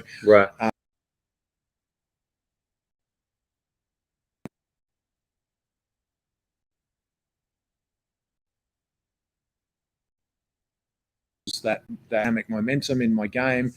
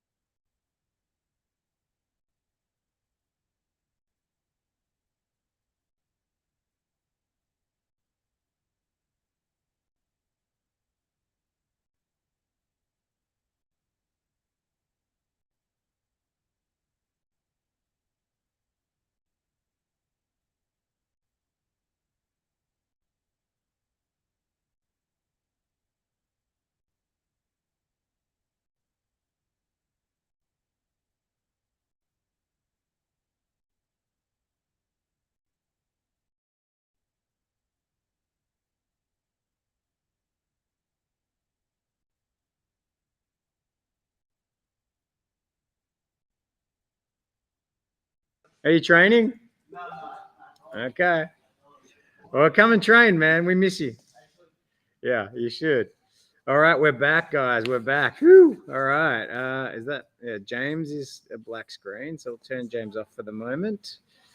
All right, but we are back. Sorry, guys, my internet. I also shout out to Nam Tran who came through, and I was just so focused on the. Oh, here's James back again. So Nam, thank you for coming down, brother. If you are out there and you can hear me, come back and we'll do a one-on-one with you and Gerald. You'll get private coaching from a guy who has more stripes on his belt than than A guy who likes twisties. that I can count. So yeah, there's only 4. Anton can't count the 4. I can't count him. There's more stripes on his belt than his son's age. So for another 6 months. Awesome. All right, so we're back. So we were talking about like application of technique, because we're talking about like the slowness of my development. And you're saying no-gi is a good chance to develop that kind of speed of application. I think you've got to change your environment sometimes. And that's one, this is not the only way you could fix that, by the way. Like I imagine someone like John Danaher or someone would have like this much more clinical kind of, physiological kind of, ability to say, oh, look, here's how I coach techniques to avoid that occurring, but I'm not John Danaher, so I don't have that. For me, it was changing my environment. It was doing more no-gi. I did a lot of freestyle wrestling when I was a purple belt, did some MMA, and I kind of went off and did some freestyle for a while. A little in Australia. I was lucky enough to live in the States and Canada for a period of time. And I was surrounded by some very high level wrestlers at the time.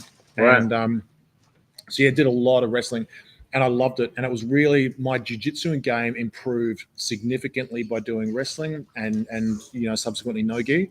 And I wasn't learning any more techniques. I was just learning how to apply them more effectively at a faster pace. And, certainly wrestling has a lot of kind of elements, both technically and conceptually, that apply to jiu-jitsu. There's a reason that most of the top level MMA guys are wrestlers, or that is one of the core skill sets that translates well to MMA and therefore jiu-jitsu. So because they can be highly effective fast. Okay, and they can react fast. They can, if things are going badly for them, they can change the situation quickly and effectively. And jiu-jitsu, I tend to find, if we kind of go through a more traditional Brazilian jiu-jitsu sort of training, again, with those very incremental technical kind of setups for all of our techniques, the speed is lost. So the speed of execution is lost, the speed of understanding, the speed of mastery is lost. So for me, that was like a kind of a, there's if you're into reading, there's a book called Thinking Fast and Slow, again, which is I've read that book. That's a good book. Yeah. So there's some elements in that book which apply to jiu-jitsu in terms of like how do you accelerate. I can remember doing drills with John Will. This is back in like the late 90s. At sort of blue belt level, where we were required to demonstrate every technique we knew as fast as we possibly could, and it would take like 2 or 3 minutes. I can remember training with guys like Big Dave Christic and guys and just doing like the crash test dummy, and you just hit the blue belt syllabus, which back then was 24 techniques, 6 for each stripe, I think was about right. And you do that as fast as you can. It took a couple of minutes, then they'd do it to you and you're reverse. And it was actually really interesting to do that as like for time, so the quality of technique. Jack, twisties off the mat.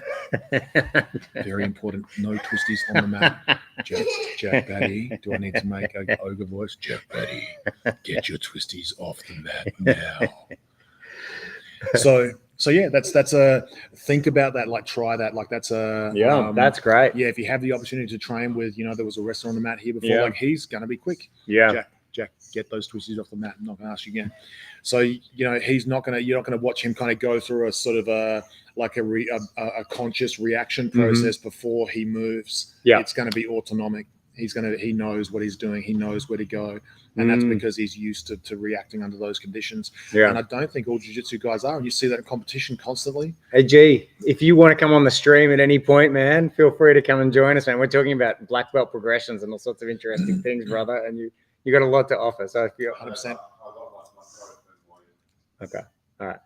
You're always welcome, brother. Though. I just want you to know, man. Please. I love your views, man. So if you suddenly feel better, come on, man. Okay, but if you don't, that's so fun too. Hey, James is back. 1 second before we continue on. Hey, James, are you there? Oh, I can't hear you. Why can't we hear you? Oh, there you go.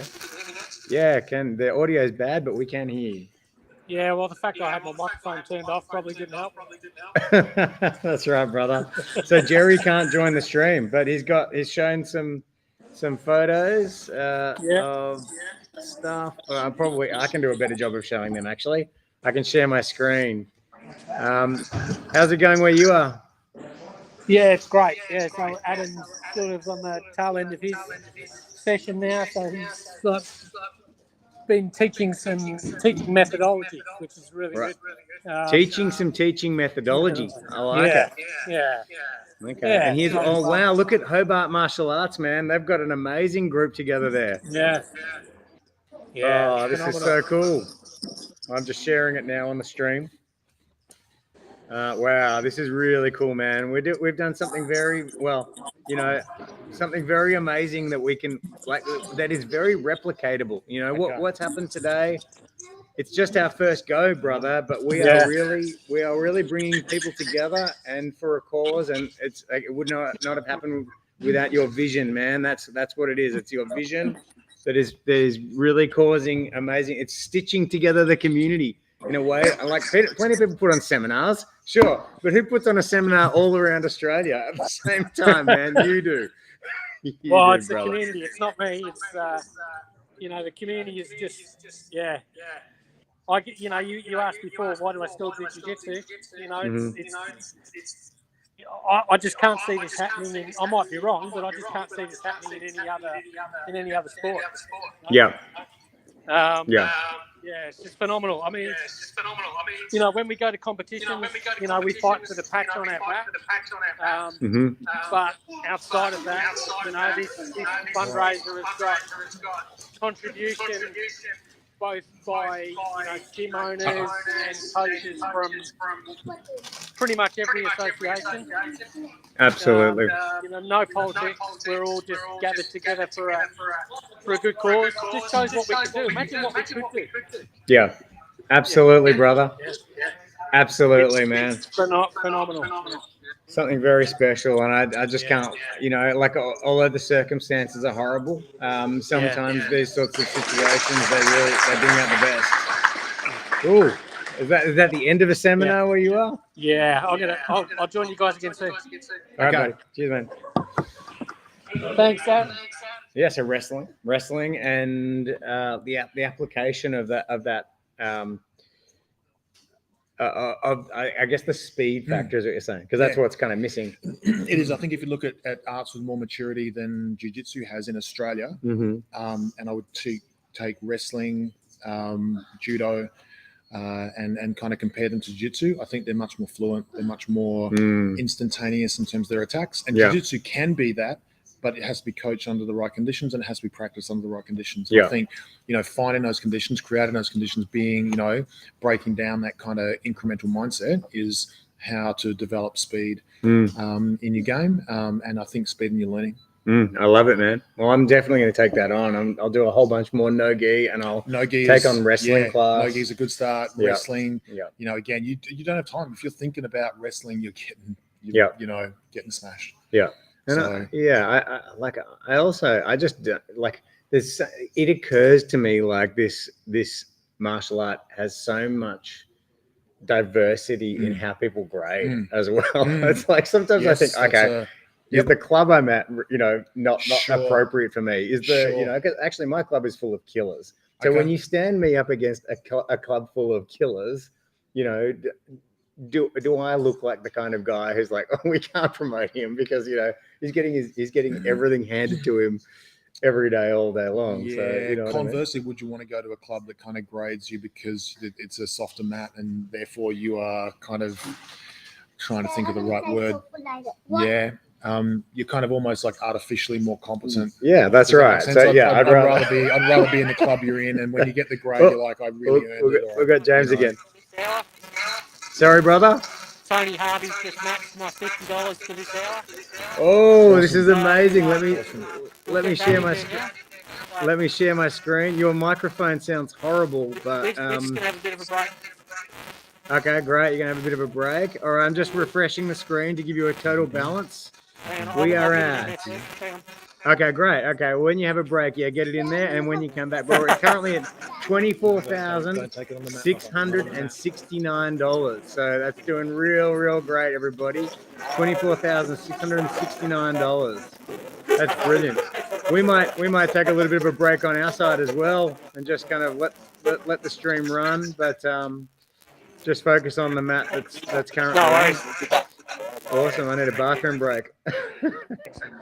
Thanks for setting it. Cheers, brother. All right.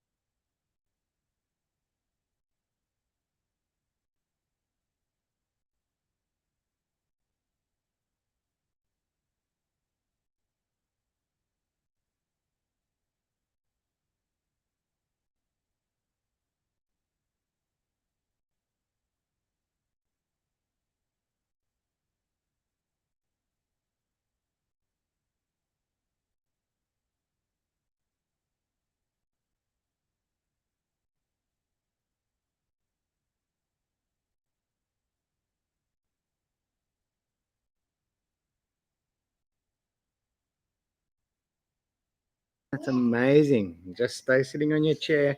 All right, guys. All right. Is it really? That's your snack. Jack's snack.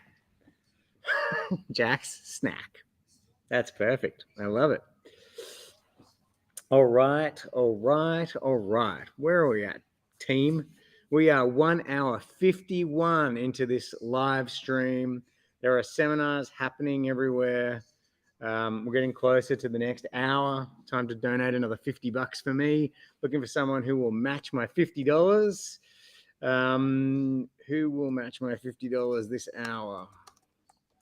My $50 donation. for this hour. Let's go.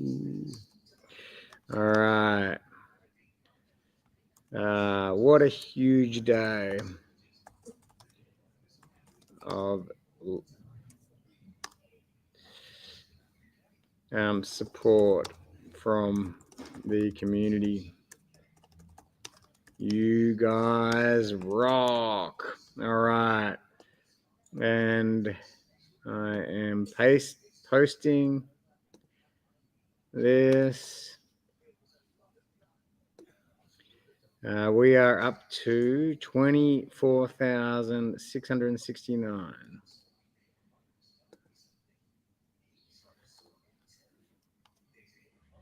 All right.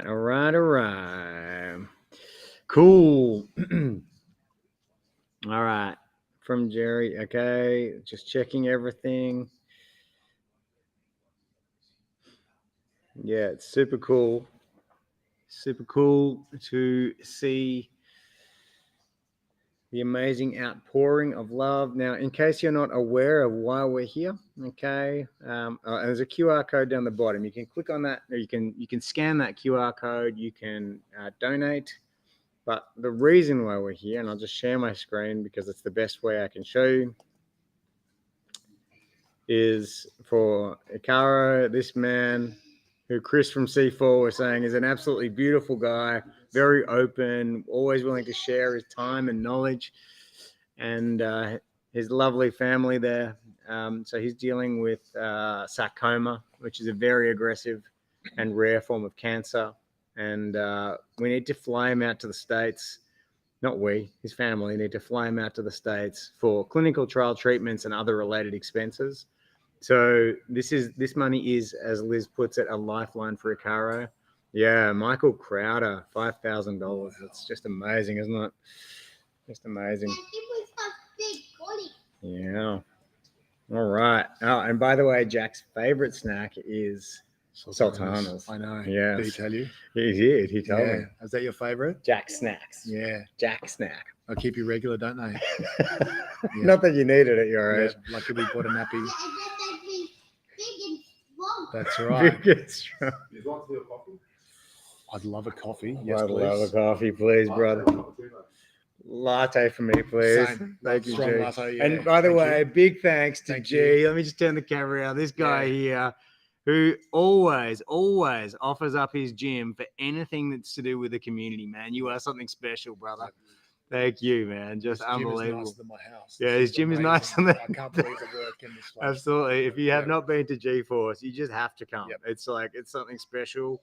And he's just always looking after people, whether it's his competitions, whether it's his students, whether or not it's charity. Like you are the man. Thank you so much, brother.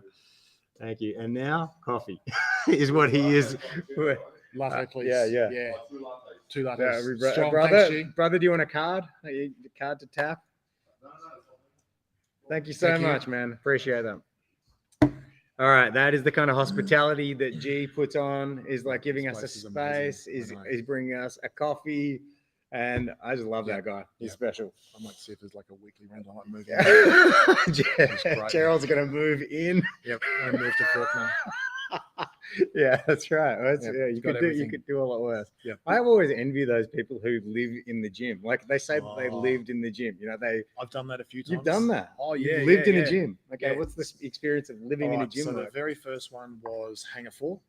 Okay. So Hangar 4, as the name suggests, was a building on an airport. As I understand it, all buildings on an airport are called a hangar, despite the fact planes may be in them or may not be in them. It doesn't necessarily mean that the plane lives in that building. Okay. So we had Hangar 4 at Essendon Airport before Lindsay Fox bought it, and it got kind of upgraded. And we had 30 people living at the hangar. Right. At one stage, and it kind of grew. It was this community, I suppose, and we had a huge map, probably about the size of this one. Mm-hmm. And then 2 floors up above, which was a flying school and accommodation. It was like a flying school for, I believe, Korean and Taiwanese pilots to come across and live and learn to fly, and then go back to Korea and Taiwan. So it was very well equipped. It was old school, but it was well equipped. And yeah, we lived there for about 3 years. So we'd come down in the morning, 6 a.m. We'd do jits for an hour, go to work, come home, do jits. We'd do, probably on the mat, twice a day, 5 times a week. So again, a huge immersion in jiu-jitsu early, which was really good. Some big names came out of there. Yeah. So that was where Dominance sprang from. So Dave Hart, Dave Oh, Christic wow. were both products of the Hangar. George Soteropoulos in his early days spent a lot of time at the Hangar. Amazing. So yeah, Wow. Lachlan Giles, that was his first gym, was Hangar Wow.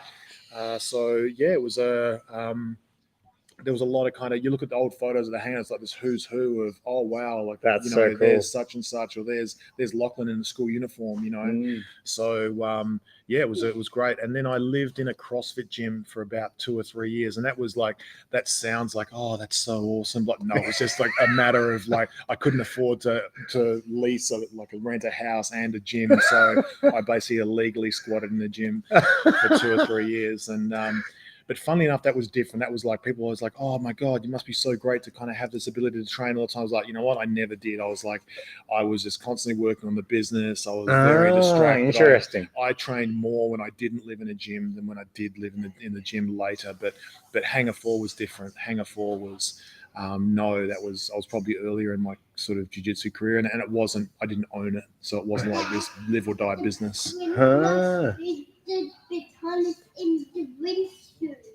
Pardon? Hello.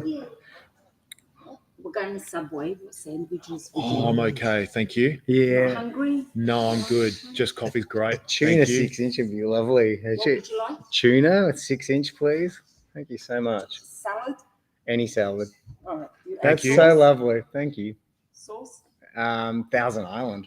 Thank you. Thank you so Awesome. much. That's so lovely. Little man wants on there? He's good. He's actually got sandwiches in there and sultanas and chips and all his. He's very fussy, so he probably. Sure you don't want any? I'm okay. I had a huge breakfast. Thank you. I planned to be on the mat for 4 hours, so I was like ate accordingly. Thanks so much. My pleasure. Thanks. Yeah, thank you. She's awesome. Yeah, she's great. So yeah, it's funny. Like I lived in St Kilda at this point. I not a house sat, but a rented. Kind of filled in for a friend while I was living overseas. St Kilda, opposite the beach, and in the entire 2 years I was there, I never went to the beach. So yeah, I kind of can understand. I can kind of relate to that situation. Can you eat them? Good boy. It's amazing. Like you don't exploit what you've got. Yeah. It's like it's on your doorstep, and you're like, everyone's always like, oh my God, that'd be so great. And you know what? If they lived in your house, they probably wouldn't go to the beach either. Yeah. Yeah. They'd be like, oh, it's right. You almost take it for granted. Yeah. What is that about human nature? It's human nature, so isn't it? Weird. It's like relationships. You're like, oh my God, I used to do this or that or something else. You're like, Yeah. I never appreciated it. That's until it was right. gone. How do we stay like jobs, partners? inspired about something, or and like milk every drop of goodness out of a thing. Appreciate the moment. Yeah. It's like it's like in this grass is greener space. Yeah, like I have a computer monitor, and like I experiment with putting blue tacking things that are important to me at the bottom of it. But like if I don't shuffle them around a lot and completely move them and like within a week, I can't even see them there anymore. Right. They disappear from my view. Wow. Like I filter them out. It's the strangest thing. What sort of thing? Oh yeah, what sort of things? Like so, what? Like it might just be a picture of my daughter. Yeah, okay, cool. or it Of might course. be I saw like it was her birthday. Yeah, 20 that's years right. old. 20 years old. Yeah. Yeah. That's right. Wow. So she's there. I only put her there like Of the other day, course. but in 2 weeks, she will not be there anymore to me. Yeah. Or I'll have like get my black belt by 52, or it'll be like Yeah. whatever, and Awesome. I will not Awesome. see these things Mhm. after a period of time unless I like focus in on them, and then but if I put in my diary, for example, look at the bottom of my monitor at those things. If I put that in my diary every day or even once a week, soon I won't see that in my diary. Like it doesn't matter what you do, you can't escape the hack of like permanently reminding yourself to do something. I can't anyway. So Sure. can Sure. you? Oh man, I go both ways. I was going to bring something down today. I brought a folder of stuff. We might grab that in a minute for kind of inspiration. But I was going to bring my old diary, so my old jiu-jitsu diary. And I used to go home after training and I'd write. And I'd write pages. I'd just exhaust everything I'd learned that night. I'd put down on paper, and it'd take me 2 or 3 pages. Often would take me over an hour. So if I did an hour on the mat, I'd do at least an hour writing a diary. And there's still a lot of stuff in there that I've forgotten. I come back to, I'm like, oh yeah, that was so cool, you know. And I yeah, let's do that. And so it's inspiring. It's also I look at it and think, what was I thinking? Like, what utter garbage? That's just completely irrelevant, and I've moved on from that. Yeah. So, but it's a really good checkpoint to have, And but the point of that conversation is, I was really motivated. I was goal set. I was goal driven mindset. I was all about, I want my blue belt. I want to get to blue belt. Hey, Awesome. G, Thanks, thank G. you so much, You're brother. awesome. Jihad is the man. Thank you He so is. much. Cheers, So buddy. cheers. So I wanted blue belt. That was kind of something I wanted. And the reason for that back then, it was 1996, 1997. I was early in my career. Yeah. There was in jiu-jitsu, that is, but there were very few blue belts, first of all. So it was a big deal to have one. Yeah. And there was also a point of difference with John Will's classes where you could train in the advanced class back then. As a blue belt, but you weren't allowed in a passage, and I was like, I want to do what they're doing, like the cool stuff, I wasn't happy with just doing the basics. It's like when you go around to someone's house and they bring out the good cigars or something. Like the good whiskey. She's brought out the chocolate. Hey, Marianne. Hello. Let me turn up the volume here. Marianne, do you have chocolate? Are you there, Marianne? I am. I'm about to head off. All right. Thank you so much for everything. You are just absolutely amazing. Marianne, if you were here, you could have chocolate. I'm going to match another 50. I'm going to do that. I'm going to match another 50. All right. I'll put it in. You're amazing. You are an absolute powerhouse. Like you are. And also, whatever you ever say to me, Marianne, I'm going to do without fail. Okay. It doesn't matter what you say. I'm going to do it. That's a lot of power. I'm going to keep that in mind. You're the best. Thank you so much for everything. Bye. She's wearing an absolute jumper as well, guys. I just noticed. That is good, isn't it? Yeah, it's good. That's interesting stuff. Nazi. I've heard of that. I very rarely have it. All right, Marianne's gone. James's phone has the worst audio ever. It does. See, let's talk about goal setting. So that was my mindset, was like, I want to get my blue belt. How do I get my blue belt? And at that stage, there was a variety of techniques. There was 24 techniques I needed to master and be able to execute, and sort of some other stuff. And back in the day with John and a guy called Bernie Jenkins actually was sort of as much my coach as John was at the time. And I did a lot of privates with Bernie. I remember going to his house in sort of Footscray and spending a lot of time in his garage doing privates and working through my technique and syllabus and but I'd kind of advertised that I wanted to get to blue belt. It would have been known. It wasn't like this, and so I got my blue belt in November 1997. So I achieved the goal tick, and that was kind of like, I felt very validated for the amount of work I put in.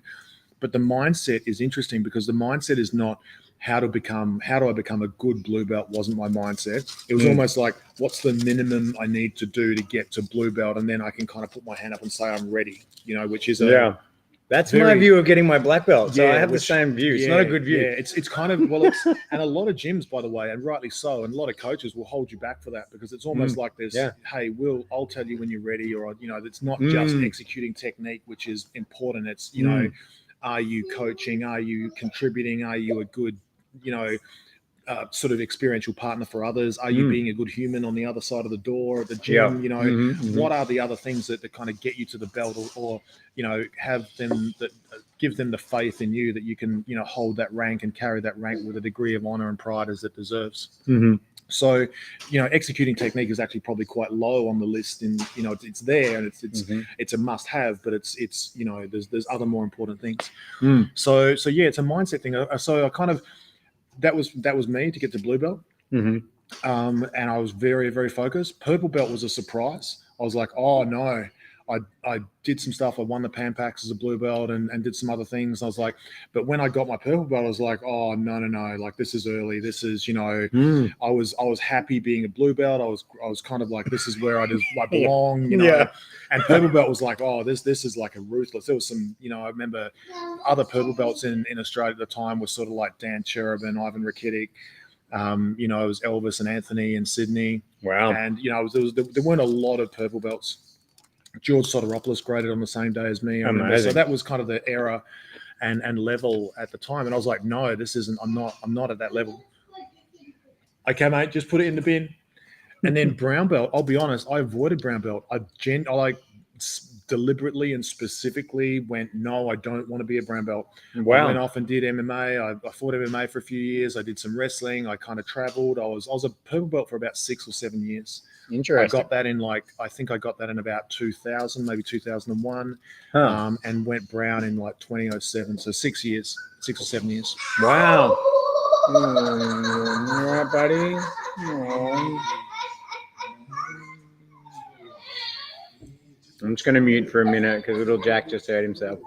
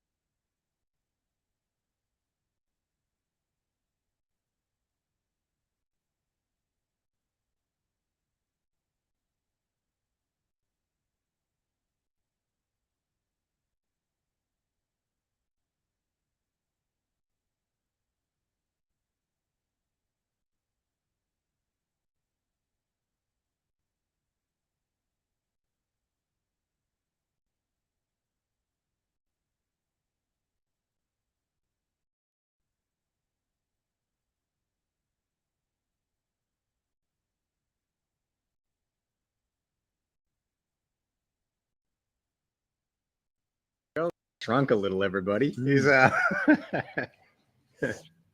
nice. It seems to like it, even though it's a bit strange. Welcome to the stream. If you're just joining now, we are raising much needed funds for Icaro and his family. They're amazing people. And I'm just going to share my screen here and walk you through exactly what we're up to and where we're at. We're at $24,669. And Icaro's wife wrote this amazing message. Dear friends and compassionate strangers, we're here to humbly request your support and assistance for our dear friend Icaro. Thank you so much. My name is Liz and I'm Icaro's wife. Last year, Icaro was diagnosed with sarcoma, a rare and aggressive form of cancer. Just weeks ago, we learned of Icaro's medical position worsening to a metastatic condition. As you can imagine, this news has been devastating for Icaro and our little family. We're determined to overcome adversity with all our strength. Icaro has been advised, and she goes on to talk about how we need to fly Icaro to the USA for clinical trial treatments and other related expenses. So this money is literally a lifeline for Icaro. And this family are fighting with everything they've got to make sure that that they can stay together as a family.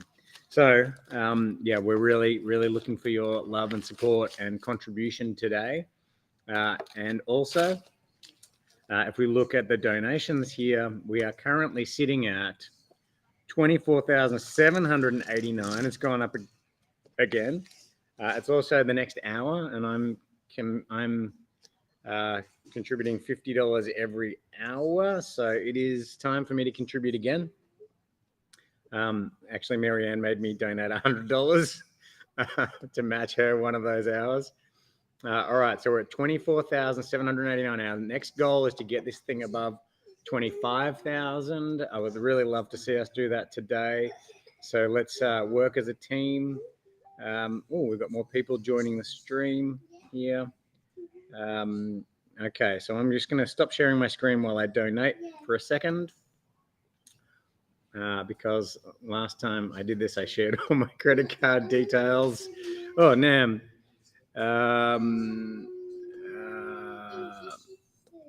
Yes, Nam, it really is. I'm reading your message now. I don't know if you're on the live stream or not, but yeah, it is a real success. We've raised around $5,000 so far today, and we're going to keep going.